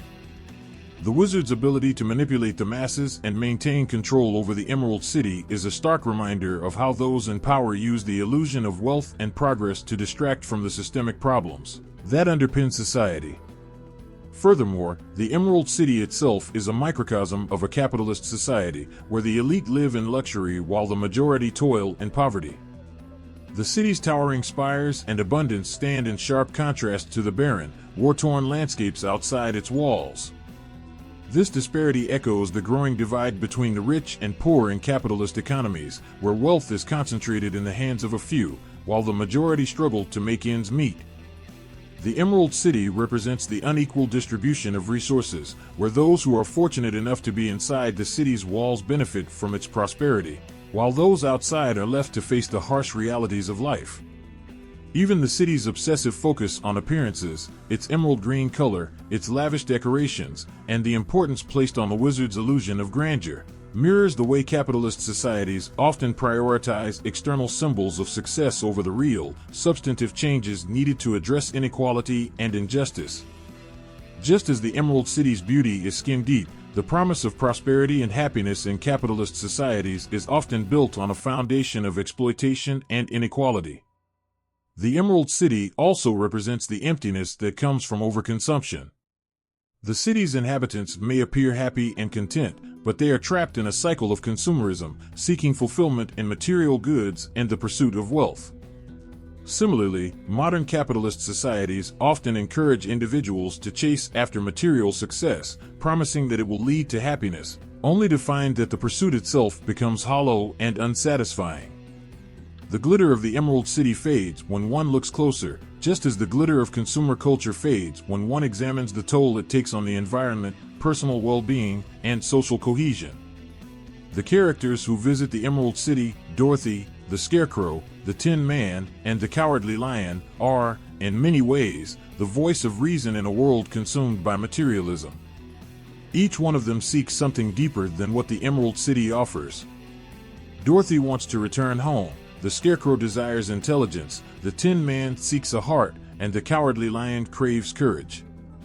These desires reflect the deeper, more meaningful aspects of human existence that cannot be fulfilled by wealth or material goods.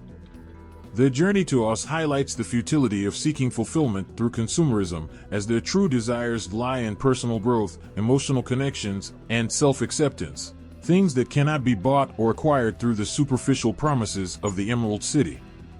In this sense, the Emerald City acts as a critique of the capitalist emphasis on material wealth and success, which often distracts people from what is truly important in life. The characters' ultimate realization that they possess what they sought all along, a heart, a brain, courage, and a sense of home, reinforces the message that true fulfillment does not come from external sources, but from within. Just as the wizard's illusions are revealed to be empty, so too are the promises of consumerism exposed for what they are, distractions from the deeper, more meaningful aspects of life. The ultimate lesson of Oz is that the pursuit of material wealth and status can never truly bring happiness or fulfillment. The Emerald City, with its dazzling facade and empty promises, stands as a stark reminder of the dangers of placing too much value on external appearances and material possessions. In a modern capitalist society, this allegory continues to resonate, urging individuals to look beyond the glittering surface of consumerism and focus on the things that truly matter: authentic relationships, self-empowerment, and a deeper connection to one's true desires. The journey is the heart of the wonderful Wizard of Oz, not only for Dorothy but for each of her companions. Through their travels along the yellow brick road, they confront not just external obstacles, but the internal struggles that define their very selves. The story speaks to the universal human experience of seeking meaning, fulfillment, and transformation, showing that the value of a journey lies not in the destination, but in the growth that occurs along the way. Each character's personal journey is marked by a desire for something they believe they lack. Dorothy wants to return home, convinced that happiness lies in the familiar. The Scarecrow longs for intelligence, the Tin Man seeks a heart, and the Cowardly Lion desires courage. On the surface, these desires may seem simple, things that can be easily obtained. But as their journey unfolds, they learn that these qualities are not found in an external source, they are discovered within. The significance of these journeys goes beyond the pursuit of abstract desires. It is about self-realization and understanding one's own strengths and weaknesses. Dorothy, for example, begins her journey focused solely on getting back to Kansas, but as she encounters challenges and helps others along the way, she discovers the deep strength within herself. Her courage, compassion, and wisdom grow, and she realizes that everything she needed was already inside her, within her reach all along. Similarly, the Scarecrow, who feels he lacks brains, learns that his intelligence is evident in his ability to come up with creative solutions to problems. He begins his journey doubting his worth, but as he grows in confidence, he recognizes that his thinking is just as sharp, if not sharper, than others around him. His journey represents the realization that intellect comes in many forms, and it is not always the conventional, standardized kind that society values most. The Tin Man, searching for a heart, begins his journey feeling hollow and incapable of love or empathy. However, his actions throughout the story reveal a deep compassion and emotional awareness.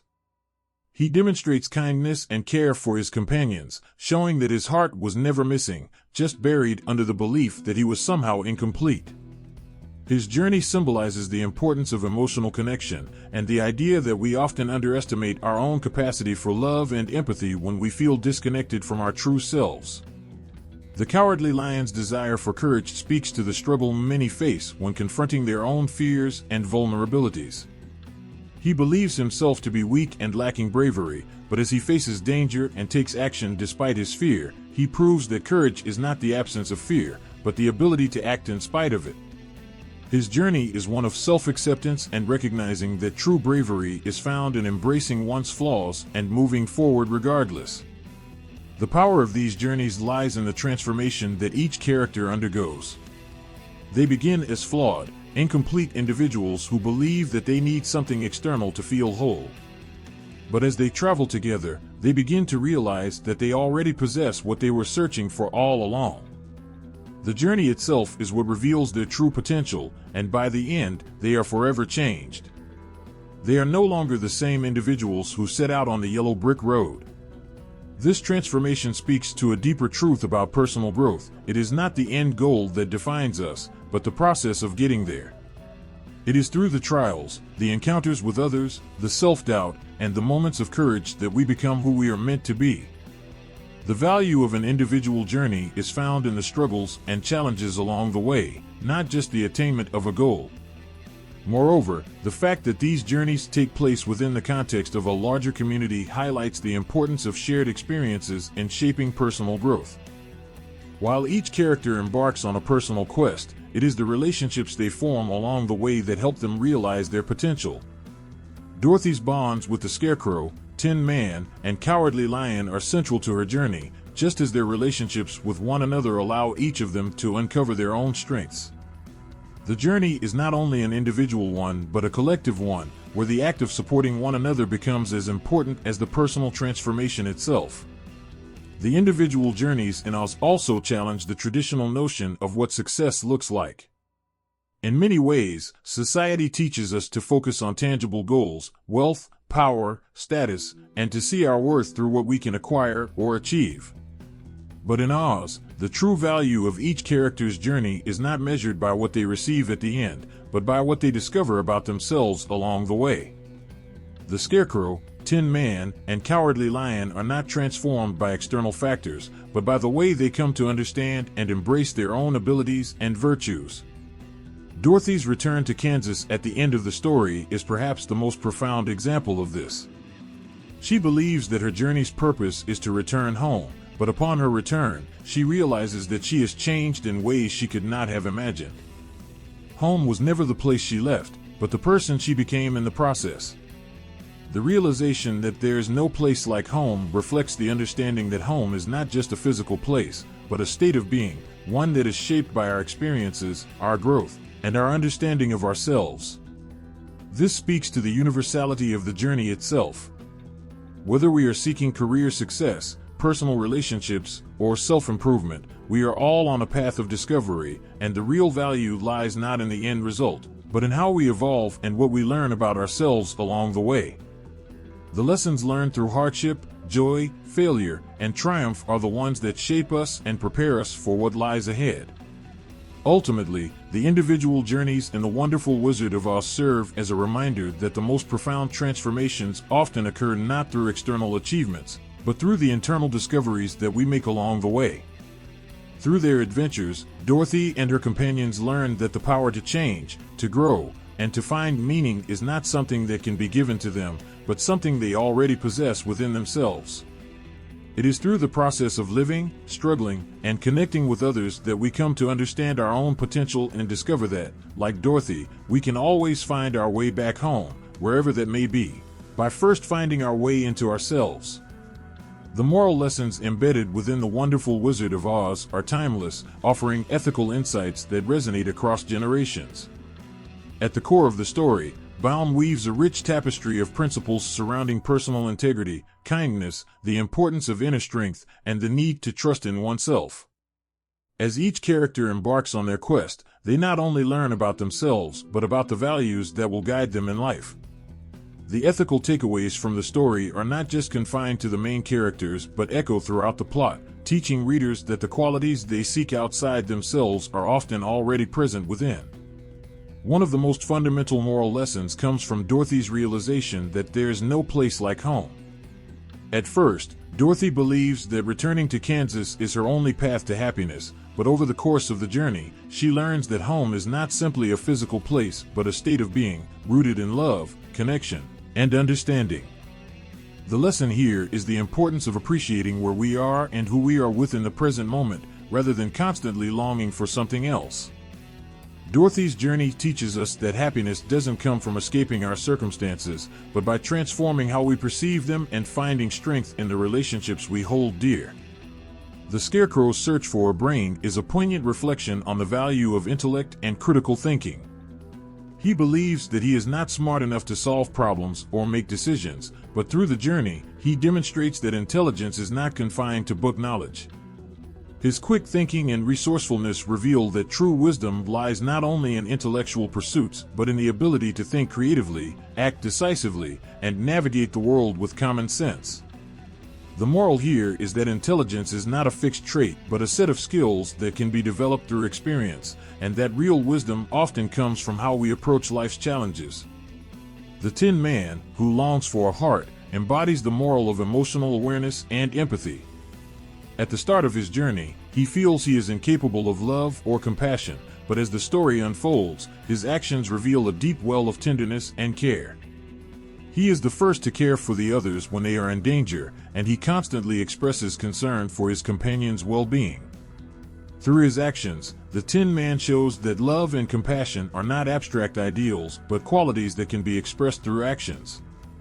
The lesson here is that our emotional capacity is not defined by our circumstances, but by our choices to show kindness, care, and empathy toward others. True strength lies in the ability to open our hearts and be vulnerable. The Cowardly Lion's desire for courage speaks directly to the value of self-acceptance and facing fear. He believes that true courage is the absence of fear, but over time, he learns that bravery is not the absence of fear, but the willingness to act in the face of it. His actions throughout the story reveal that courage is not about being fearless, but about having the strength to move forward despite fear.